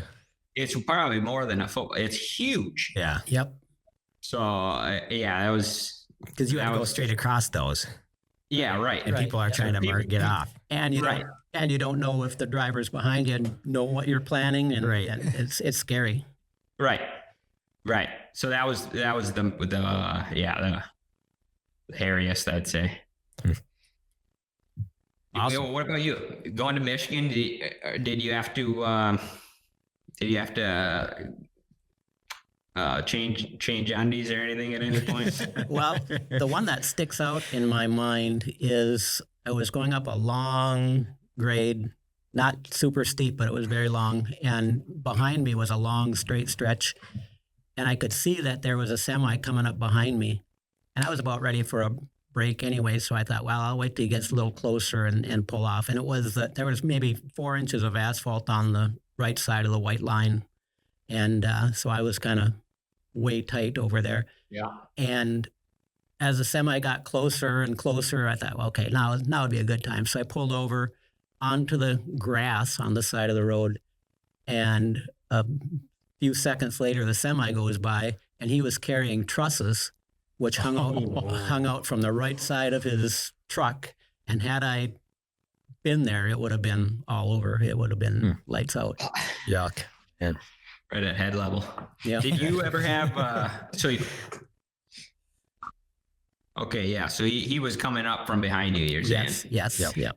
Did you find people when they had no business, like they could have just went a little wider, there's no oncoming traffic, but they wouldn't, they'd slow way down and be in your own like blind spot, so you're like can feel this vehicle creeping behind you when it's way better if they would have just drove around you? Yeah. Well, one of the advantage of being out in the country, almost everybody did just pull over, and it was not an issue. But every once in a while, it was exactly that. And you trying to steer straight and look over your left shoulder all the time when you're pedaling, a little nerve wracking. What are you doing? Yeah, exactly. Out of road. Yeah, that was mainly in town. It's like people don't know how to handle somebody on a bike. You know, it's, even if you're way off to the right, it's foreign to them somehow. Yeah, bikers get a lot of bad rap there, and Because they're a nightmare. here it comes. Yeah, I've been holding back. There's some brutal bikers in my years of working in the cities where it's like they own the road, and the stop signs are optional to them, but nobody else. Yeah. Well, anymore in Minnesota, stop signs are optional for bikers. They call it the Idaho stop. Is that right, Garrett? Does that sound Well, I familiar? may as well made it a lot. They've been practicing it for years. No, I guess my mentality was I'm following the same rules as the vehicle. So if another biker's not, I suppose they can mess with the bull. Yeah, I think Get the horns. I think that's actually a law change recently in Minnesota. They call it I believe it was the Idaho stop, where you can just check the situation, and if there's really no issue, you don't have to come to a complete stop. There was spots though where the loose line / Three Rivers Park crosses like roads. Yep. And they all have stop signs, and they just wouldn't. They're just boom flying by. Yeah, It's like you're gonna get lit up because somebody doesn't know. Like it's not a super obvious trail in all those spots. Right. It's like Yeah. crazy to me. Darwin Awards. Yeah. Sweet. Cool. Yeah. What about these other three guys? Tell me an adventure on a bike. Oh, me and Max used to run into hay bales on purpose in our shed so we go flying over the handlebars. Yeah, and one time I tried to do a backflip on a BMX bike and I landed straight on my back. I remember that. Me and Max were elite bikers back in the day. Still are, We actually. still are elite bikers. So I actually just picked up a mountain bike a couple years ago, and I rode that a good 2.5, 3 times now. You know, a 17 mile, I think it's 17-mile Red Rooster ride. That's my biggest ride on that bike and the biggest bike ride I've done in a long time. What is a half ride on a bike? You know, I consider that like when I went up and down the driveway a few times while my wife was walking, and I just rode beside her. Half-hearted. Yeah, yes, very half-heartedly. But I would like to. I'd like to get into it a little bit. You know, my kids are getting a little bit older, so I'm getting a little bit more time here and there. I think I'd like to actually do like some real mountain biking. I don't know. I think I would consider a road bike also, like a real road bike. And do I've some got of a that, road but bike, and I've gone in spurts where I've really enjoyed riding it. Yeah, I think I'd like to try a distance ride too someday. I had a tri bike once. It's a triathlon and time trial bike. It's the one I had before the current Oh bike. yeah, I remember that one. Yeah, super skinny tires, and you have to lean forward with your forearms on the. That had those handles. Yeah, yeah, that it Garrett did. was talking about, the middle And- ones. My Michigan trip. That's actually the bike I was thinking originally about taking to Michigan, but my physical limitations weren't. Thinking about it, that's dumb. I'm gonna Yeah, that would have been brutal. be a basket case. But just the skinny tires and the gearing on there, I would have made so much better time. Yeah. Yeah. Right? Well, Garrett talks about not being able to open his hands at the end of the day. I won't be able to stand up straight. Yeah, that's right. Right. Because that's why I was surprised with Garrett's Surly. I looked it up, pictures of that style bike. It's more of like a race bike position than I would have guessed. I would have expected it to be more like what Yeah. you had, Dad, where it's kind of sitting up a little bit Yeah. more, but that's a little leaned over, Garrett. Yeah, I guess I did a fair amount of just like no hands. Oh, okay. So you just like sit up all the way, or just like get as high, and you put just a finger just to kind of stretch that back out. But Yeah. Doing bike tricks. Did you do a wheelie at all? Did you ever do wheelies? not too many wheelies. Probably could have done a decent amount with that weight imbalance. But I did. Where was I going with that? We were talking. He got me off guard with the wheelie. being leaned over. You're being leaned over the front. Oh, man. Oh yeah. So another body. I talked about the sunburn. I talked about the cup tans. The other one that probably didn't come to mind because I early on had to push it down was and don't think that I'm silly here, because it's probably what the bike guy was talking about, but I had scabs on my butt cheek. and so they're like this And the bike shorts. yeah, and as soon as it happened, I was like, this is why I'm not getting this is why I didn't. This is the man. It's me, not these bike shorts making it across. So good. And so that was another part where, yeah, just one time, maybe a weekend, I in the sleeping bag was like, man, that is uncomfortable, and I felt my cheek, and I was like, all right, I'm never investigating again. I'm just gonna assume it's good. Must be fine. Because, Dad, you did get a different seat for your bike, right? It was a little bit more comfortable. Yeah, it's a more You comfortable. went seat. flush. Yeah, he did. Want the upgraded option? Yep, and I bought the bicycling briefs padded and what. Oh, yeah. This was he was made for the guy in that bike shop that talked to you here. I would have sold him everything. Exactly. Oh, funny. Salesman's dream. All right, Garrett, we're going to go to the next portion of the show. Do you want to stay on? You got anything going on? And You just participate, you're saying? just participate, play along. Yeah. You got nothing else going on. If you think of other stories, but I got to get a comment catch up, because usually we do like 7 of these. Record. It's how we usually fill our time. Dan handled it early on. Let's go. Yeah, usually this is our 97% of our show. Garrett Gimps is in the chat for the inaugural message. Yeah, there he is. Adam's wondering who's getting the crown. Ron is listening. He's not here, but he said crown is mine. Calder in the number 1 spot from Adam. Our clock is wrong. That's a good one. Yeah.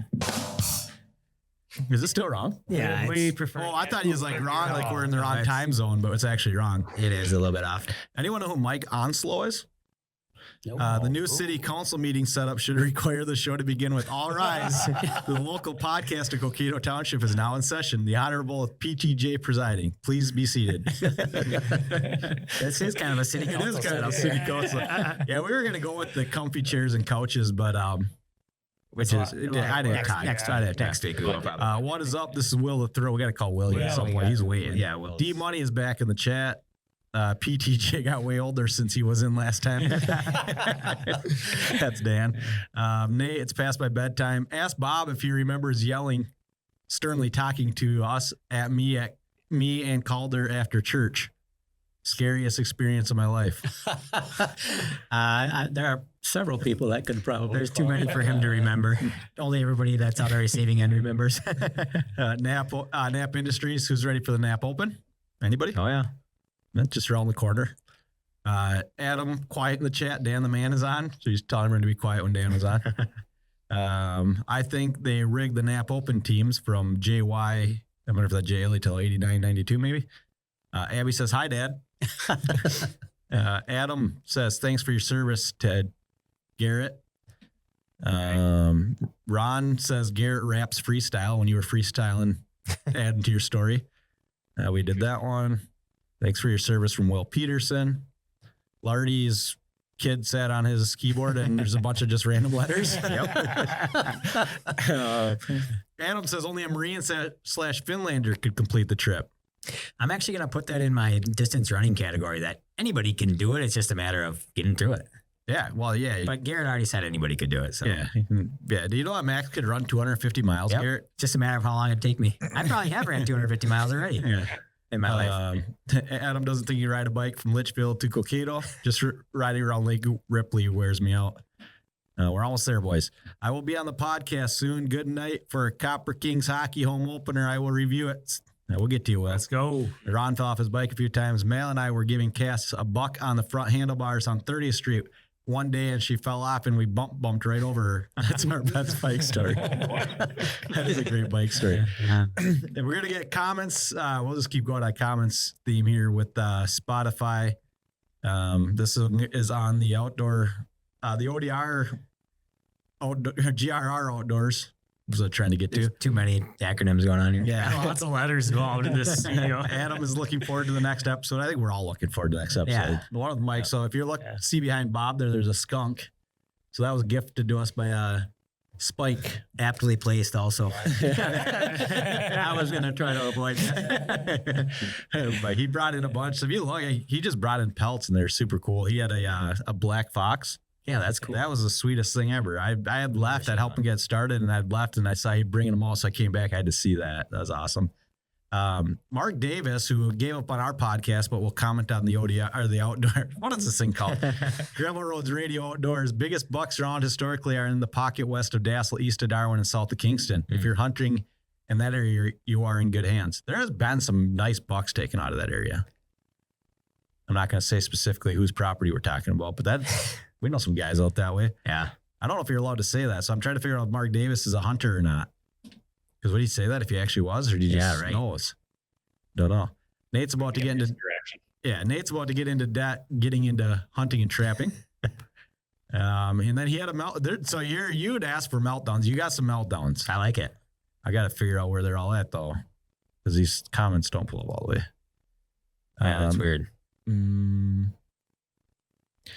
Nate's meltdown is people who don't know how to use the brights lever on their car. I wonder if he means which way.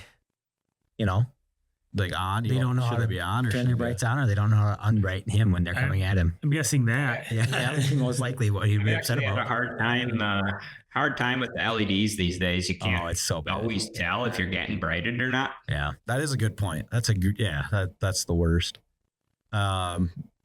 Mike says best episode yet. Need to get Christy in studio next. I agree. Yeah. Tolks is. I don't know who Tolks is. Anybody know who Tolks is? Ron, do you know what Tolks is? But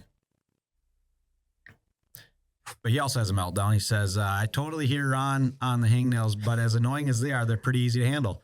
Just clip with fingernail clippers and you're golden. You know what really grinds my gears and makes me appreciate simple hangnail? Canker sores. They are the absolute worst. Tiny, painful craters that turn everything from talking to eating into an exercise in misery. There's no simple clip and fix for these oral nightmares. And to top it all off, nobody ever knows what causes them. I'll carry that one. All right. That's good. You agree? Yep, I agree. Get on board. Max's meltdown reviews says, this week's meltdown about, this is so annoying. Why is it doing that's this? weird. Yeah, I'm going to use my phone. All right. Use your phone.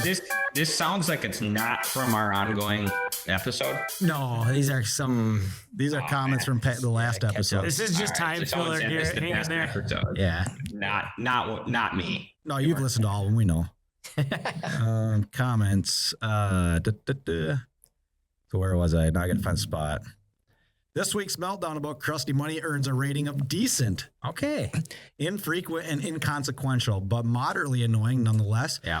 Grass clippings on the road merits an okay rating. Not that I love grass on the road, but this meltdown wasn't on par with prior legendary meltdowns, including I couldn't care less. Knuckleheads who go from 10 to 15, go from 10 under to 15 over when they hit the 2-lane. Oh, yeah. The contemptibility of the insurance industry and the abomination that is morning talk radio.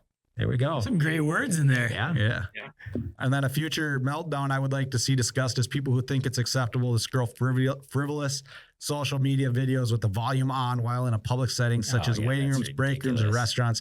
Phone addiction has gotten out of hand. Yeah, or at your like workplace and you're at lunch and people are just doing that with loud volume. Like, what are you doing? Yeah. Aren't you always kind of getting busted for the loud ringtone there, Mac? Yeah, it is. But I guess it's different. It's not scrolling during the show. You should. I should actually. Starting to go that route there. Molly, Ron's gone. Ron took the day off because he just did everything last week. But Garrett, trivia question for you. Why was the Edmund Fitzgerald 729 feet long? Yeah, I don't got one. Molly says, epic comeback by Ron. Way to prove them haters wrong. The Fitzgerald was 729 feet long, so it could just barely fit through the longest lock, which was 730 feet. There we go. Yeah, that's so I didn't get rid of it. That was the best ad read I've heard in my life. I think Ron should continue to do meltdowns. The Hangnail meltdown is so relatable. Also, this episode is far more chaotic than the last. Smells like money. Love the ongoing bit about Apple versus Samsung versus Google teas. I have no idea what he's talking about. I've been holding off on my new phone purchase until I get your recommendation.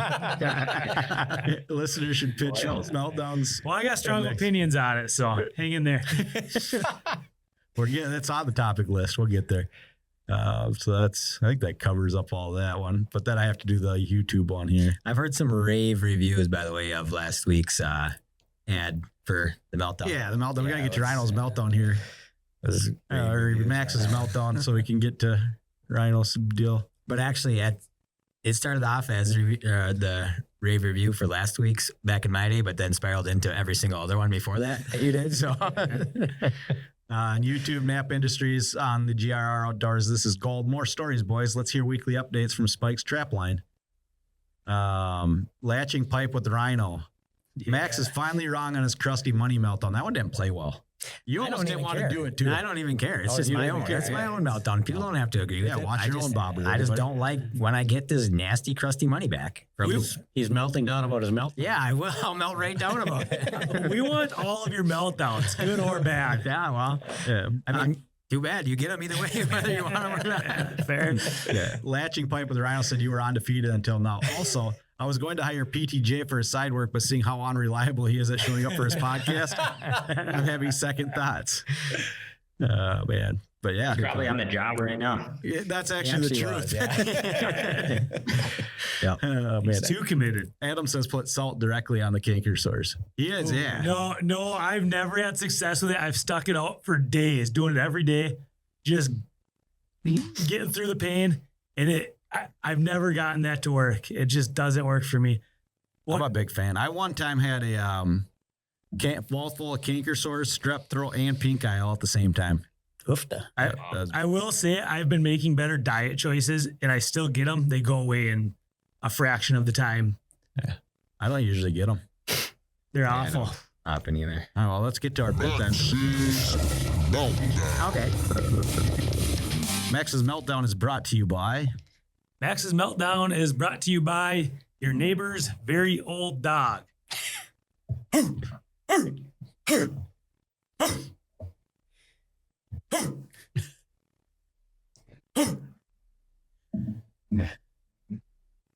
you.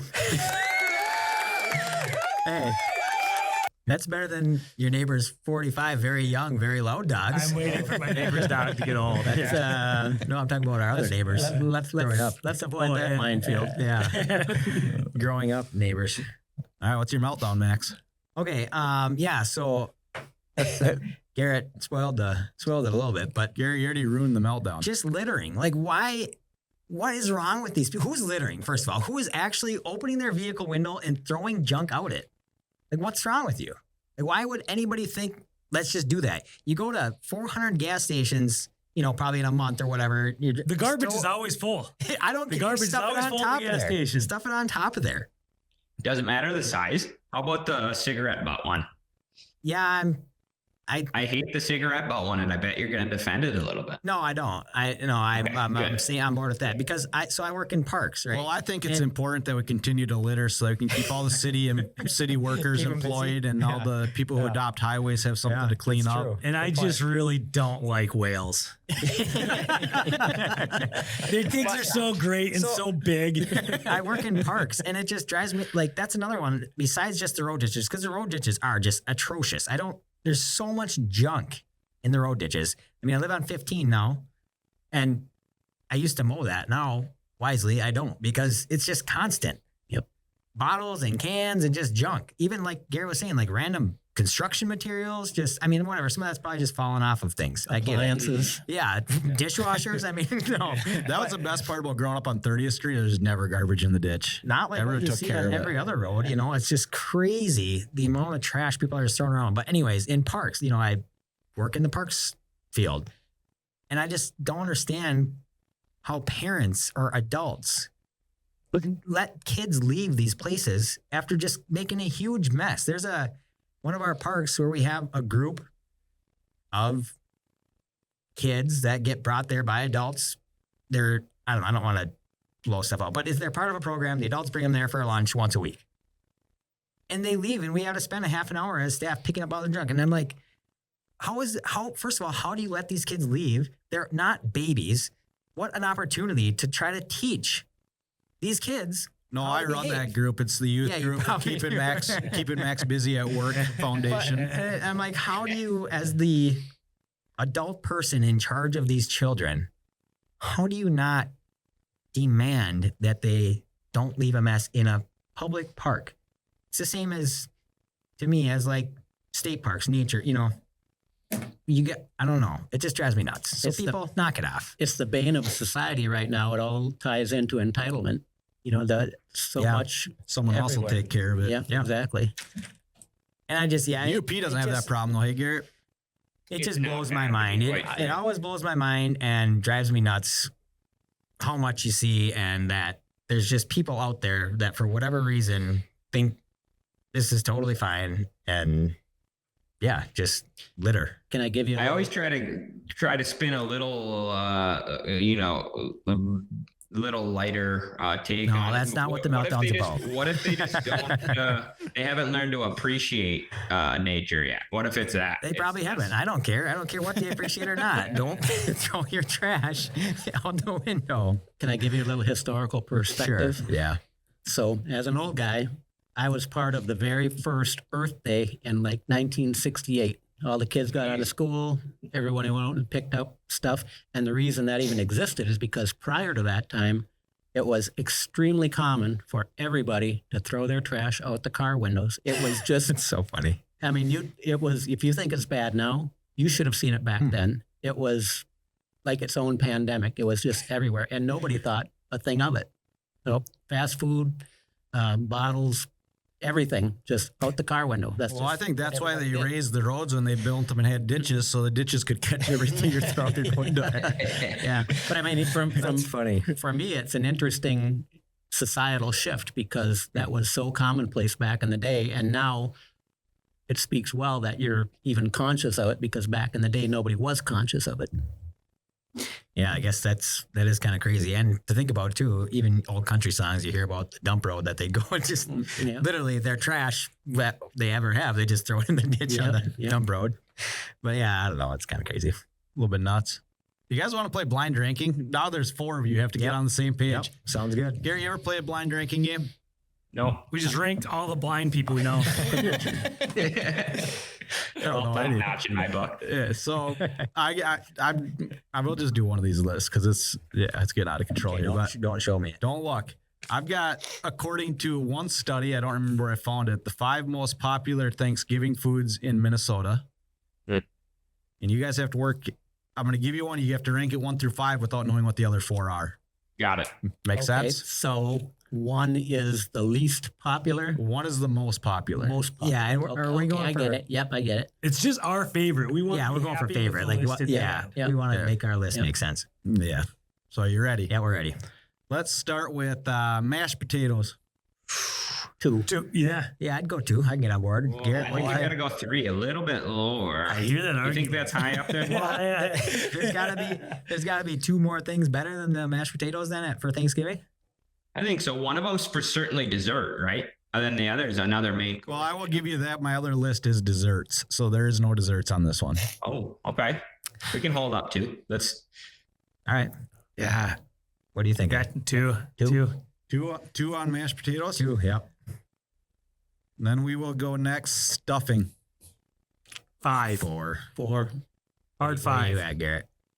4 is good. I like it, but I understand. Okay. What's the best way to Okay, do no. stuffing? Do we need homemade stuffing or out of the box? Homemade. No, stovetop is Damn just it. like hard to beat. Best way to just Jam it ignore into it. the mashed potatoes. Plus, it's got to be 4 because there's something nasty coming. Turkey. 1. 1. I mean, really, would it be Thanksgiving if it weren't? Yeah. Yeah, I mean, I guess I can get on board. All right, I can go 1. All right, I'll go 1. What's open? It's kind of a 3 and make or 5? break, though. You guys have Yeah, 1, it 2, and 4. So yeah, 3 and 5 are open. Let's go. Ham's actually a preferable meat for me there. Yeah, but- same. I'm a Yeah. little bit on Green that. bean casserole / company beans. Oh, I'm 3. going 3 for sure. Yeah. Yep. All right, Shoot, the I was worst hoping- one. I was hoping this one wouldn't, but Max will disagree. But sweet potato casserole. Yeah. I That's, like that. that's up there for me. Five But spot, right? yeah, everybody else says. I mean, Yeah, so you guys went 1 turkey, 2 mashed potatoes, 3 green bean casserole, which is you just throw all those together to start. Yeah. 4 stuffing, throw that in there too. 5 sweet potato casserole. That's just good. skip that one. No, Put that's corn in good. with that mix instead, and then you got the greatest Thanksgiving. I like mine. I maybe move that green bean casserole right up to number 1. really? Which I is think I against the probably rules, would. right? Interesting. Do you guys want to fight about desserts too? We did that one. Yeah, pretty quick. we can. But I'm still interested in this green bean casserole Well, thing. It's good, but I don't know if I'd put it up above turkey. or I agree mashed with like potatoes. turkey's essential, but it's not like the list of meats. Turkey's not that high. No, Potatoes that's true. potatoes are like the glue item of the whole thing.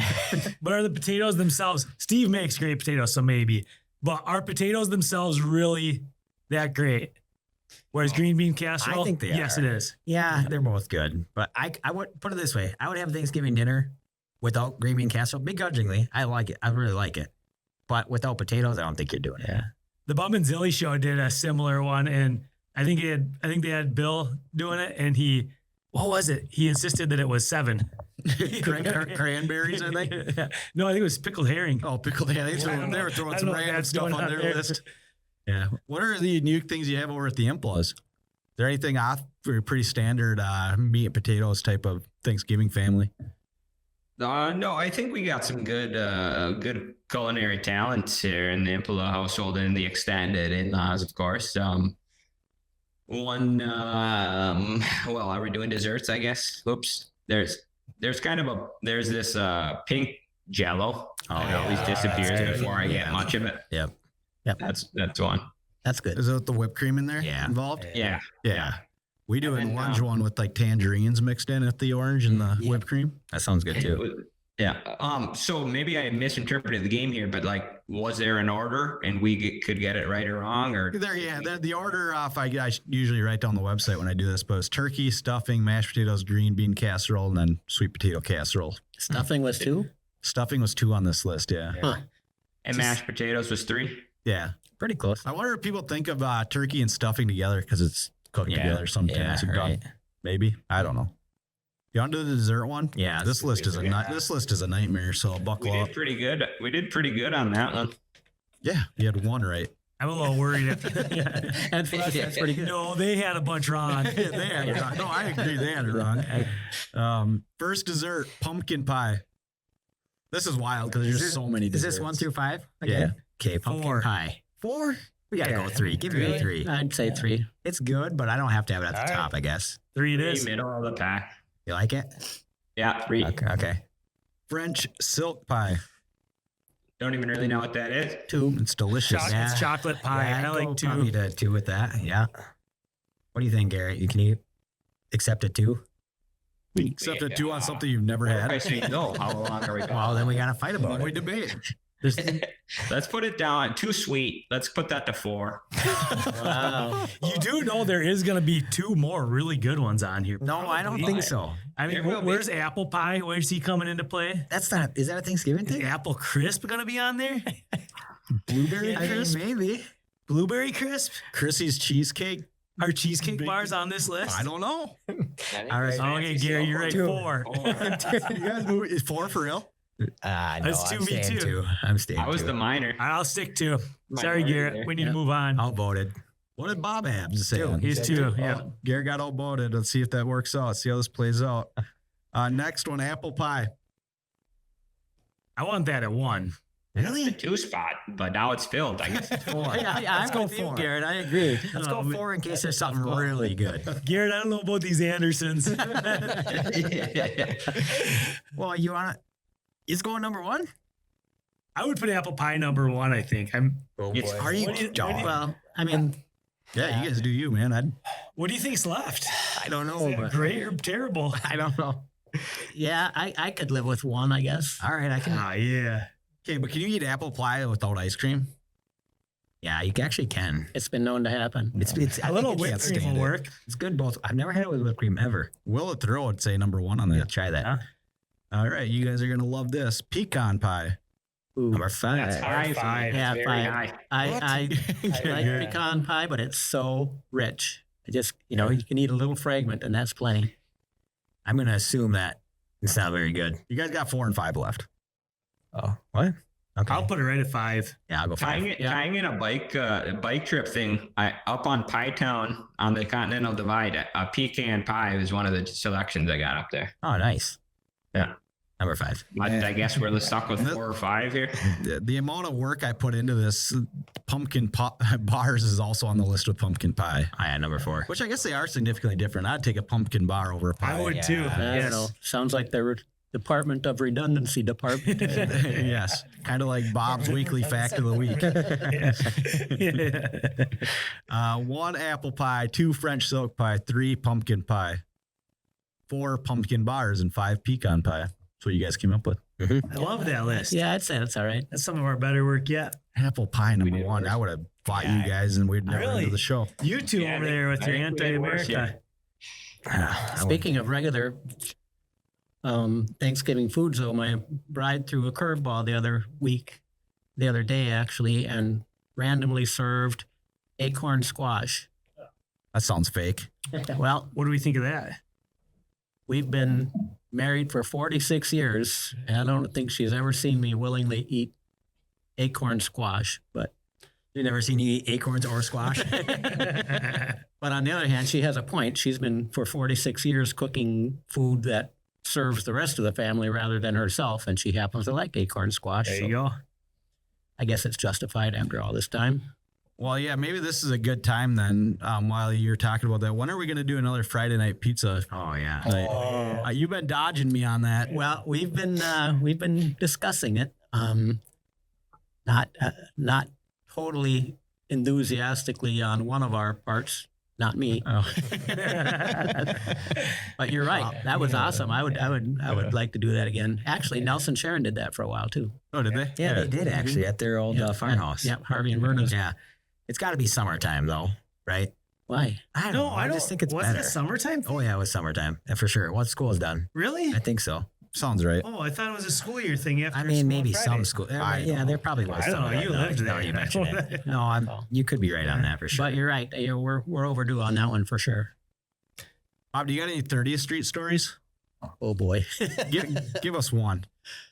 Well, you and I touched on it a while back, or at least I brought it to your attention. The big bike ramp from O'Brien's driveway through the split tree at the bottom of our yard. And who was it? Was that Calder? Jack. Jack. Yeah, built it it. was So huge. PTJ came in the house one day and said, I built the bike ramp. okay, there have only been 7 million of them on our but I went down and at the bottom of the tree, there's a big cottonwood that split. And he built a ramp up the one side, down the other side, leaving a landing ramp. Yeah, through the middle. It was like a tabletop. Through the middle. But Huge. the interesting part was there was probably about an inch of space between the handlebars and the tree on either side. And that maniac came flying down there and just launched off of that thing. And to be honest, I shut my eyes because I didn't think it was going to end well. But he never biffed it. But that was an interesting little episode. It was the same tree that Nels ran himself over with his own car into. It must have been absent that day. He was working Oh on. yeah, I forgot about. He was that. working on his car. It was a manual, and it Was was it the Jackrabbit? yeah, I Yeah, think so it was nice. Jackrabbit, and he had it parked where the tramp is now, facing that tree. And for whatever reason, it started rolling, and he probably weighed about 87 pounds at the time, I'm sure, but he thought he'd run in front of it and stop it. That's a good And idea. backpedaled all the way up to that tree and put himself between the car and the tree. Yikes! Oh, Oh yeah. So good. When's the last time you did a backflip? Oh yeah. Oh, that's going back. I bet it's probably been 5 years, something like that. I haven't tried that. I'm glad you reminded me. Yeah, we gotta. Yeah, He was he's the backflipping grandpa. Yeah, he was for a long time going to be what? Yeah, What was the goal with that? Something about the oldest grandpa, or I have no Something. idea. It's probably something you kids had going behind my back. Yeah, there was a Guinness World Record for that. Yeah. Well, I'm out for this season apparently. Yeah. What's the recovery time on this thing? Technically, about a little less than a year. Oh wow. Believe it or not, shoulder. what is the story there with the wing? Oh, it's a rotator cuff deal. 2 years ago, I had my left one done. It was an injury. I had fallen when I was doing Dave's boot jack camp. I fell off a plank and ladder setup. it's up And there in the Yoop. Yep, and it tore the tendon all the way through. They call that a full thickness tear. So had that one fixed, and then about the time I got done recovering with that one, then my right shoulder became more irritated, and now it's old age and overwork on this one. But I had this essentially the same surgery, and it's going to be the same thing all over again. Man, that's Don't forget, it also has to do with being a baby sissy went pansy girly man jump. That's true. I actually and Paul Kivista was partly to blame because I was returning a backhand serve on it and kind of screwed things up. yeah. So yeah, that's that. Who was the most elite PDR player to come off 30th Street? We know you're the greatest quarterback because he was all time. You were all time quarterback, but Yeah, I would have to say probably the Madman. Yep, he was good. Coivisto boys get no love. Understandably. You were the guy. You were the guys that bonked the football off your head with zigged instead of day. I do remember actually, Bob. This is for some reason a distinct memory I have of playing PDR with, for sure, Stevie. I don't know about AB Rhino. I don't know who was all there, but Bob giving Stevie props for his tenacity on the football field. He's tenacious. That's usually how you say you have no skill, but He's you're a trying tenacious hard. player. Well, one of the stories is we always had kids over our place, and I don't even remember who was involved. It seemed that there were some school kids over there, and they happened to be sixth graders, and they were playing backyard football with the younger boys, which is fine. I was doing a workout in the yard, and these guys would just plow those little kids over, and they were beat up and crying and all that kind of stuff. So I said, okay, I'll play. I'm going to be on the little guys team. And so anytime the ball came to us, I just say, give me the ball. And I would knock those sixth graders over like bowling pins. They'd literally be flying in all directions. And pretty soon they were all scuffed up and crying. And I just tossed the ball back to them and said, now you know. I'm sure that worked really well for about 2.5 minutes. Is he gone? Yes, we start. Well, just made him more mad. Actually. That's for what your dad did to me. Oh man, that's so good. Oddly, I never did win any parenting awards. Oh, you were in the newspaper once. Yeah, that's true. Yeah, that was a bizarre episode. That was a Father's Day deal. And the ED said, well, you mind if we do a Father's Day special? You're the fatherest father we know. And you know, because you have all the kids and whatnot, you know, would you like to be part of that? Well, when they said part of that, I assumed that there was going to be other families, other dads involved, but nope. It was one-on-one with Talia Wishman. I felt so stupid afterwards, like, what? That's dumb. Do we have a copy of that anywhere? I should read it. Yeah, probably. I'll probably find it. Mom probably has one. Yeah. So yeah. GRR Outdoors, you guys have any comments on that? So that episode's available with Mike Cullinan, and he's one of the best trappers in the state, and he's got great stories. And we were talking after the show, like, he's going to come back in because I think it's just like to learn more about like individual species and how you trap them and the strategy. And that was super intriguing to me. I'd love to know that stuff. But Yeah, I thought somebody mentioned something about getting a conservation officer in. I think that would be fascinating. yes, I think that would be really cool. yeah. So I know Lars knows a mutual guy. We both know that he should get in here that does that work. So Yeah, I think it'd be, again, like I mentioned earlier, kind of a peek behind the curtain of all these obscure things that most of us don't know. you got to think those guys out in the field have some crazy stories. Oh, absolutely. I'm sure they do. Absolutely. Yep. You guys know Kevin Penela working out in Idaho? No, Mm-mm. I've That's a heard the good- name though. What's that? I said I've heard that name because He's one of the anytime I've got unidentified scat, I'm sending it to him with my hand in the picture for reference of size. It's pretty good. What does he do out there? Is he conservation guy? Yeah, I'm thinking of somebody. It might not even be him, but who does that work? That moved further west, but for some reason I'm blanking, but just living the super, dream is what I know. just super in tune with that stuff. Yeah. Yeah, he just Super built a nice, or he's maybe building a place out there. So he's living amongst the mountains for sure. What do you do now, Garrett, for work? I'm at Steelhead Technologies. Oh, that's right. Okay, yep, I do remember from the podcast. Back to the outdoors, GR Outdoors. I gave it a listen, but I'm going to go back and watch too because Spike had Yeah, all these different critter skins in here, furs or whatever. I'd be curious to see the different ones they were describing. Yeah, no, there's a bunch of them. Probably do some cool clips with that too that we can look at. yeah. That's it's probably because I'm not a hunter or anything, but that's almost more wild to me than like the homesteading, and trying to grow things. Like people that just know how to deal with animals like that. I have no clue on any of that. Skinning or gutting anything or actually turning it into food. Homesteading. What's I that? learned a lot with these chickens for sure. Oh yeah. Been trapping them. Not intentionally. Easy critters. Throw some food. Got another one. Super easy. Mouse traps. Easiest No, game. he's got the box with the stick and he throws the food under there and then he pulls the string. We did used to catch squirrels on 30th Yeah. Street that way, though, with Yep. long strings in a box, and you throw some bait in there, and they Yep. come full of the stick Unreal. up. Yeah. Spend about 6.5 hours trying to catch one skate. Yeah. squirrel. Oh, yeah.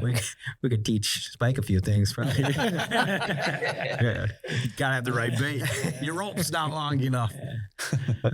That's funny. Talking about gutting things, when Ruth was pregnant with Adam, I went on a deer hunt.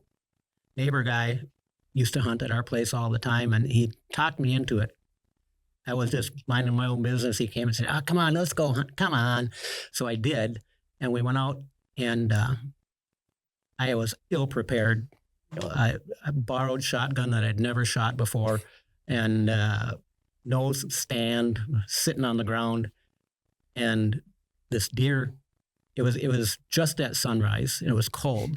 I was freezing. I was not having fun, and this deer started coming toward me, and it was big. It was an 8-point buck, and it was walking towards me and walking towards me and walking towards me, and I thought, dang, that thing should turn sideways pretty soon. I'm gonna have to shoot it between the eyes. And I no sooner thought that and it turned sideways. Okay, good. But there was some brush in the way. So I thought if it goes the direction it's facing a little bit more and stops or passes between these trees, I'll shoot. So goes a little further, stops right between the trees. So I shot it and it fell dead. And my partner, meanwhile, was across the field below a hill. And so after waiting a little while, I went and started gesturing for him to come and help me. He's a big dude. He's in about a 4-inch diameter trunk oak tree. Looked funnier than all heck.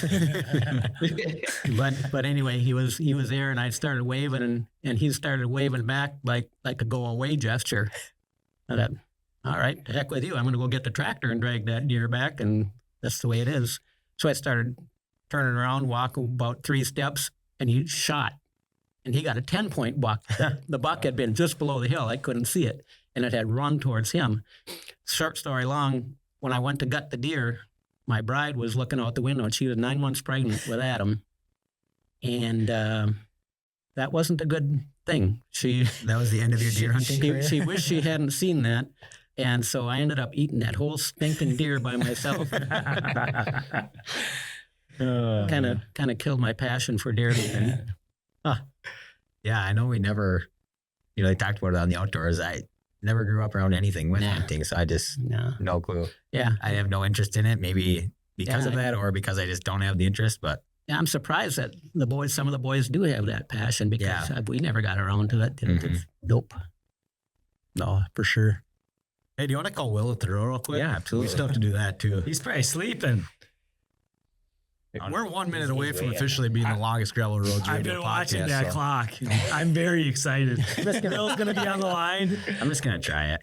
You're just going to go for it? Yeah, we'll see what happens. Let's see if Will still. He said he doesn't like pumpkin pie in the chat though, so he's awake. Oh yeah, when you guys were talking about the Yoop, the last episode I heard it, no one gave a shout out to the best city up here, Lake Linden, and I was a little bit wondering why the Whiz Kids weren't getting more love. Shout out to Lake Linden. Are you a Lake Linden guy or what? Oh yeah, Garrett's got an awesome spot. That's where the property is. I got a child enrolled there even. For now. Till you realize Jeffers is the elite school, and then you'll find a way to get there. Yeah, that is second place for sure. What's Lake Linden's mascot? Whiz Kid. Oh, I got you. That's the mascot. Whiz Kid, what's that? Do I have to imagine it? What? You should Google that logo. Wait off. Oh, yeah, Will, are you there? I will right now. Will. This is working sweet, Max. I think he's there. Will, what are you doing? Sleeping until now. Yeah. All right, well, we're going to call you back. We tried. We went for it. Didn't work. Yeah, we'll call you right back. Didn't work.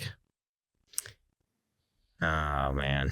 Whiz Kids, that's like all the boys on 30th Street at some point in time. Yeah, it's with an H. That still applies. Is it Lake Linden Hubble? Hubble? No, you're looking at sports. I'm looking for a Whiz Kid. I'm not getting nothing. Lake Linden Whiz Kid. He's just talking about his kid. You got one. Who's Whiz? What's so cool about his kid? I'm not gonna put him on blast. They actually more recently changed to the Lakes, but their original logo is the Whiz Kid. Just send that to me, Garrett. All right. Right here, right now. You're Right here, right now. I'm curious. Stop. Will, how you doing? Now we got Will. Good deal. Good. Why not a big pumpkin pie fan? What's your favorite dessert? It's got to go apple crisp. Sure. Boom. Good call, Will. Yeah, Good that's contender, good. yep. Yeah. Do you like ice cream on that apple crisp? That's a fool's Oh yeah, definitely. Gotta have that. Oh man. Well, you were texting me earlier this week that well, do you know what we call this segment when we talk to you now? We call it the Yooper Scoop with Will. Oh, that's sweet. So you got to give us a scoop. What's going on in the Yoop? Well, the Copper Kings got a big win tonight in hockey. They won 5-1 today, so that's sweet. Who did they play against? Obviously not Jeffers. Well, they played Novi High School. They're a team from downstate. Yeah, because when they play Jeffers, probably get beat. Yeah, they're pretty good. Oh man, what else is going on up there? You got snow yet? I could ask Garrett the same question. You know Garrett? Oh yeah, what's up, Garrett? What's Going on? Will? Great to hear from you through 2 screens. This is like Then right next to me. That's tricky. how about your Wolverines? Play any games yet? No, we have a game December 5th at the Coliseum. So if anyone wants to tune in or show up, that December 5th at 7:30. Can't make it to the game. Listen on KBR 102.3. That's our radio station for hockey. So if you want to listen in, you might as well. That's awesome. Yeah. Absolutely. No, you were telling me you're fired up for that. Yeah. So, Copper Kings are playing. Yeah, it should be there. Yeah, they have a game tomorrow against Hull, who made it to the state semifinals last year. I'll be a Coppers Kings fan for that one. Hey, attaboy, same. What do you think of Lake Linden? I don't mind the people. They're super nice. Okay. So, Yeah, that's good. Good answer. yeah, I got a lot of friends there actually. So Yeah. I'm one of them. Will and I actually set up. We were co-workers there for a little bit this summer. We set up some tents together and took them down. yeah, that was fun. Yeah. You keep Yeah, I did you remember keep that. Garrett fired up? Yeah, I got him pretty wired. Yeah. No, you're good at that. You Yeah, did that for our great. hockey team in Park Rapids too. Yeah. Well, I have to correct because Right. last time you were on, I said you were the first coach of the decoys, but we weren't technically the decoys then. But you were the first coach of that group. No. Yeah. Yeah. So that makes sense. But Mhm. But I still Yeah. don't know. Is there snow up there yet? Back to the No. point. No, there isn't. Oh, Nope. A lot of Yeah. outdoor projects still getting done. It's been kind of nice. nice. it's awesome. Yeah. All right. Well, Will. Isn't that what you? Go isn't ahead. that what you guys were kind of whining about the Yoop for? Yeah, snow? exactly. Oh yeah, 100%. I still will. I mean, Hey, I don't know. I guess we're pretty lucky right now, so that's good. Yeah. Enjoy it while you can. Right. It sounds just, I don't know. Obviously, it's something that a person would get used to. And I mean, I'm sure a lot of people even enjoy it, but man, that sounds miserable just constantly. Why are moving you snow. melting down about something that has absolutely nothing to do with it? Just, That's just why we got because, Bob on. just because it exists. I'm just the Yeah, I knowing gotta it's do there. agree with Matt. I gotta do agree with Max though. I'm not a big fan of shoveling snow. I hate it. It's So a lot of moving snow. It's all about the mindset, though, Will. You just get fired up, go out there, knock it out. I think for me, and I've Yeah. said this before on the podcast, is that the sun not shining would get to me the most. I can handle That's snow. the best point, but Yeah. there is plenty of sun, honestly. Is there? I don't It's know. a misconception. I think I've gone up there for like a week and a half straight over Christmas, never see the sun. As soon as I hit, what's the city coming out of Michigan? Wherever the snow belt ends, sun shines. Bessemer, maybe? Yeah, or just past there, Ironwood. Yep, Yeah, that sounds sure. about right. yeah. Then it's like, oh man, life's good. You ever notice Yeah, while rounding that lake right there, there's a Haru Street on the east side of that when you're coming around? No, I I'm think not. of Paul every time I drive past. Me and Paul in high school. Is he your age? Yeah, he is. So you must have been like, Yeah. well, you get a few years younger than me. Garrett, Yeah. your age? Yeah. Garrett's 2 years Yeah, younger than me. just I'd never walk by the hall. I just say Paul, and I go, Paul, how are you? Paul, how are you? And then we never talked to each other any like besides that. I think that was in our life, like that's all it's ever been. Just be saying, Paul, how are you to him? Oh, I gotta tell you a funny story quick if you guys don't mind. Oh, yeah, I kind of mind, but I'll let it slip this time. All right. I'm just kidding, Will. So one time I was at a hockey game actually, and it's funny. I walked past these people, and they had no idea why I was there. They're thinking like, "Oh, Will's never at these games." You know, I show up. Boy, I've never seen so many people's jaw drop in my life. It was funny. I just go walk by. I'm there, and they're like giggling, and they're like, "Wow, Will's here. This is gonna be a fun night because he's here." Oh yeah, those are the best nights whenever Will's around. Oh yeah, for sure. All right, well, Will, thanks for staying up. I know we drug you all the way to the end, man. We appreciate it though. Yeah. So we'll have to get the Yooper Scoop from you here soon. Yeah, sounds good. All right, talk to you about Thanks. Thanks, Will. See you, Will. Yep, bye.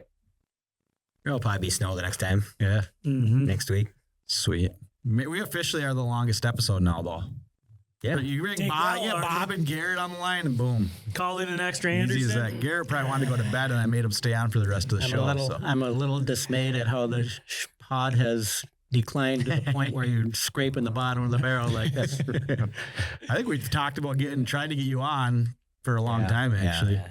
Yeah, there are so many 30th Street stories. I would have to start thinking about it and write them down because it just, Well, do it, and then let's have that episode because that's by far the thing people talk about the most is when I run into random people is like, is that a real neighborhood? Max and I have talked about it. I really do think you ought to do an episode about the Ojampra school. Yeah. You know, what's it actually like on a day in a one-room schoolhouse? Yeah, to that point, I was thinking about that because Ryan was listing like all these families that are walking. I was like, how many families were actually sending their kids to the school? Right. Like, Yeah. it's a far walk, but it's actually a pretty small country mile by country mile, and so 4 each way, right? Right, I yeah, kind of yeah. go into that spot, So- and there's just farmhouses on side. So the question is, Bob, who is the best? Who do we talk to that would be able to tell the story? The story is best. There's probably a list of people, but There are. who's on that list? My wife would be. Okay. She tells me the stories, and so I have some insight. But even still, I think she, along with maybe Mike Niemela and certainly Arnie, would be probably a good group. How long was Harlan Anderson there? Was he there before everybody?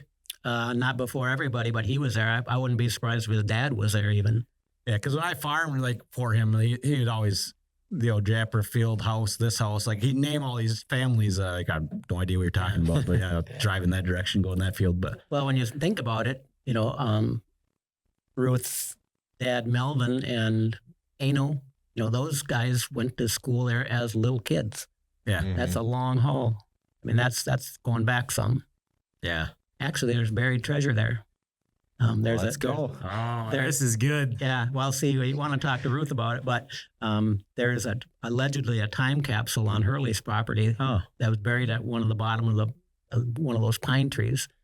I would love to see if that's still there. Yeah. Let's just get some pickaxes and go to town. Start digging up Hurley's yard. Excuse me, Mr. Hurley. Mrs. Hurley. Yeah, Mrs. Early now. Yeah, Mr. Early ain't gonna do nothing for you. Yeah, man. Yeah. So yeah, we should. Everybody on the street like has stories, but and there's Absolutely. the history to it too. So that's awesome. Garrett, what else do you want to add? You want to get going? Should we start now? Yeah, might as well start. What's Quinn up to real quick? And did he graduate? Dan Cuevas to 8 a.m. 10U hockey game at the D tomorrow, and I'm still grinding. So he's still hashtag commitment. What's Quinn Yeah. up to? And did he graduate in 2010 like I think he did? In high school, yeah, that was He's in my grade. He's Is he? 21. Yeah, he's 2 11. years younger. Oh, Yeah, I he's thought 2 he years was younger. my grade for some he was reason. 11. He was an 11 Okay. graduate. Yeah. Okay. He was an early bloomer though, so he was elite and probably felt like he was in your grade. Yeah. He's just more mature than us. Well, that was for sure. Yeah, it You- was. The other half was what's he up to now? Yeah. He's working for Carhu Cyber, company started by Kurt Penela. Another shout out there. Quite a bit of them here jammed in from me. Well, that's how we end the show. So just shout them all out right now. We actually had to do a Great. segment tonight where we just say names for no reason. Yeah, he's doing good. He's actually up here as well for Thanksgiving. He might even be tuned in. First time. Wow. He heard about you guys this week. I was a little disappointed it took him so long. Oh man. I'm surprised it happened at all, to be honest. Oh, that's sweet. Fun fact about Quinn is he has a nice beard now. Oh, okay. Nice beard and a bald head. Nice. True. Elite beard, actually. Yeah. Let's talk about break down Quinn's beard here for a while. It's like this. For those of you who are just listening, I kind of took my hands and made a beard. That's so good. You guys got any shout outs before we let Garrett go to bed? That's my excuse for me wanting to go to bed. I'll give another shout out there to Quinn and Piv, Quinn's wife, Vivian. Piv and I shared an experience where we both got real bad cases of poison ivy. And just tonight, I found out that the nickname Piv is short for poison Oh, wow. ivy. So shout out to both of them. That's great. That's awesome. Bob, you had a shout out? I do, and it's got to be my bride. She does everything for me right now. She is so on top of the ball, or on top of things with the nutrition. She's my chauffeur. She ties my shoe. You know, so many things. She runs off on girls' trips for this weekend. I would be. I forgot. That doesn't have the same hit as Carl. I forgot Sounds the like a best line. bartender. I was supposed to say, "You know who you are." Yes, you know. Actually, I love my wife too. If you don't say it now, you're just in the doghouse. So. It's kind of awkward. That is sweet. Rhino, anybody? Jim from Kansas City. Yeah, Jim from That'll Kansas go. City. Yeah, that's cool. Give him the cheer thing. Okay. It's super long, Garrett. Garrett wants buttons. I'm gonna send Garrett the link every week. So mine this week is Senora Valerie Impola, Oh yeah, good. who was who was my Spanish teacher in high school and is my wife's cousin. I believe it is. Yeah, first cousin. And for a long time, I don't think it is anymore, but on my Snapchat, when I would snap with Aaron Tokenen, Ron Burgundy in my phone, it would say Ron Burgundy or Valerie Impola. I have no idea why, but that's what it always said. Interesting. Huh. Yeah. Yeah. My shout out, It's a good shout out. my shout out for the week is Riker Ederson, who asked me a question at the very, very end of last show, and then I went to the music, and I forgot what the question was. So Riker, I'm going to need you to get us back with your question. And then I had one other one. I forgot what it was because that's what I do. What's the thing you and Bill always say to each other? He told me to tell you that. Bob, you're ugly. Bob, you're ugly. Yeah. Now there's another long story. Oh, man. We won't get into it now. But, You might as well throw one out right now, though. Isn't it a whole thing? it started when he was playing basketball, practicing basketball. I'd be going to pick up the wrestlers and whatnot. He'd be in the middle of some drill way on the other side of the court, and I'd be walking by and say, "Hey, Bill, you're ugly." The best one though is when he got me state tournament '98. Yep. And we're down mat side. I'm, as close to the mat as you can get. And it's before the next match is going to start. Everybody's all amped up. Somebody hollered, "Hey, Bob." So I stood up and turned around. Everybody's looking at me, and Bill says, "You're ugly." Just and, 98. yeah. Awesome. All right, is that good enough for you, Garrett? You got another hour in you. Hey, I can go all right here. Thanks for hanging out, and thanks for giving us more stories. Garrett, that was huge. Yeah. We'll do it again if you're willing, because you're slightly better than average storyteller. We're slightly worse than average podcast. It brings us up. Hey, Garrett, have you ever spoken to Keith Reisman about his ride? No. He rode around the world, literally. So take that. And he did 124 miles a day. Oh, I did not know that. Yeah. Oh yeah, he did. Yeah, Wait, he did what for the world? he biked around the. He bicycled around the world. You remember when you wouldn't even go in the water?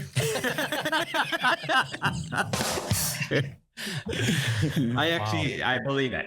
Yeah, That's the thing. he That's did. crazy. I still don't know that whole story, but he did document everything, and he's got all kinds of stuff that he puts together, actual presentations. And someday, he said it's going to be a retirement or project to get that all organized and present it. Keith Reisman. Keith Reisman, yeah. See, Keith and Heidi. yeah. Yes. That just to me is another example. Like I would imagine if a guy was biking around the world, I just have to imagine he would still be biking right now. That's so far. He is. Yeah, he probably is. He just stopped in Coquito. He's on his Coquito break.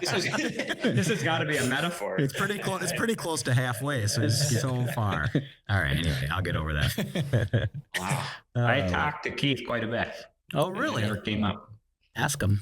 Yeah, he doesn't. I don't think he drops it real often in conversation. Right. Yeah.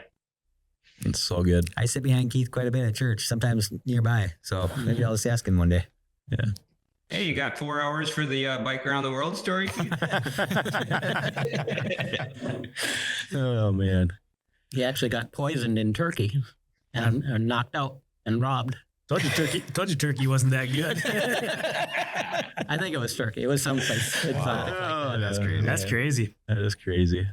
All right. Oh, well, I got hockey in the morning too, all day actually. We got a big team event tomorrow, so I'm gonna I'm gonna kick Garrett off. Garrett, thanks for joining, man. Yeah, appreciate Yeah, it. thanks, Appreciate giving me the time and the invite. No, it's super fun. Good speaking to you, fellas. Oh, Garrett, he's the man. Man, that was a hoot. Talking to Yeah, Garrett. that was awesome.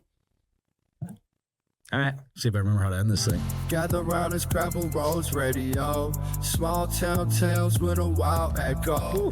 Friends sharing laughs in the late night glow. Stories of life where the memories flow. From fishing poles to midnight drives. Every word spoken, that's how it thrives. Banner about dreams and chasing us. In our little world, truth never lies. Gravel roads radio, we breathe the night. Tales of the past, everything feels right.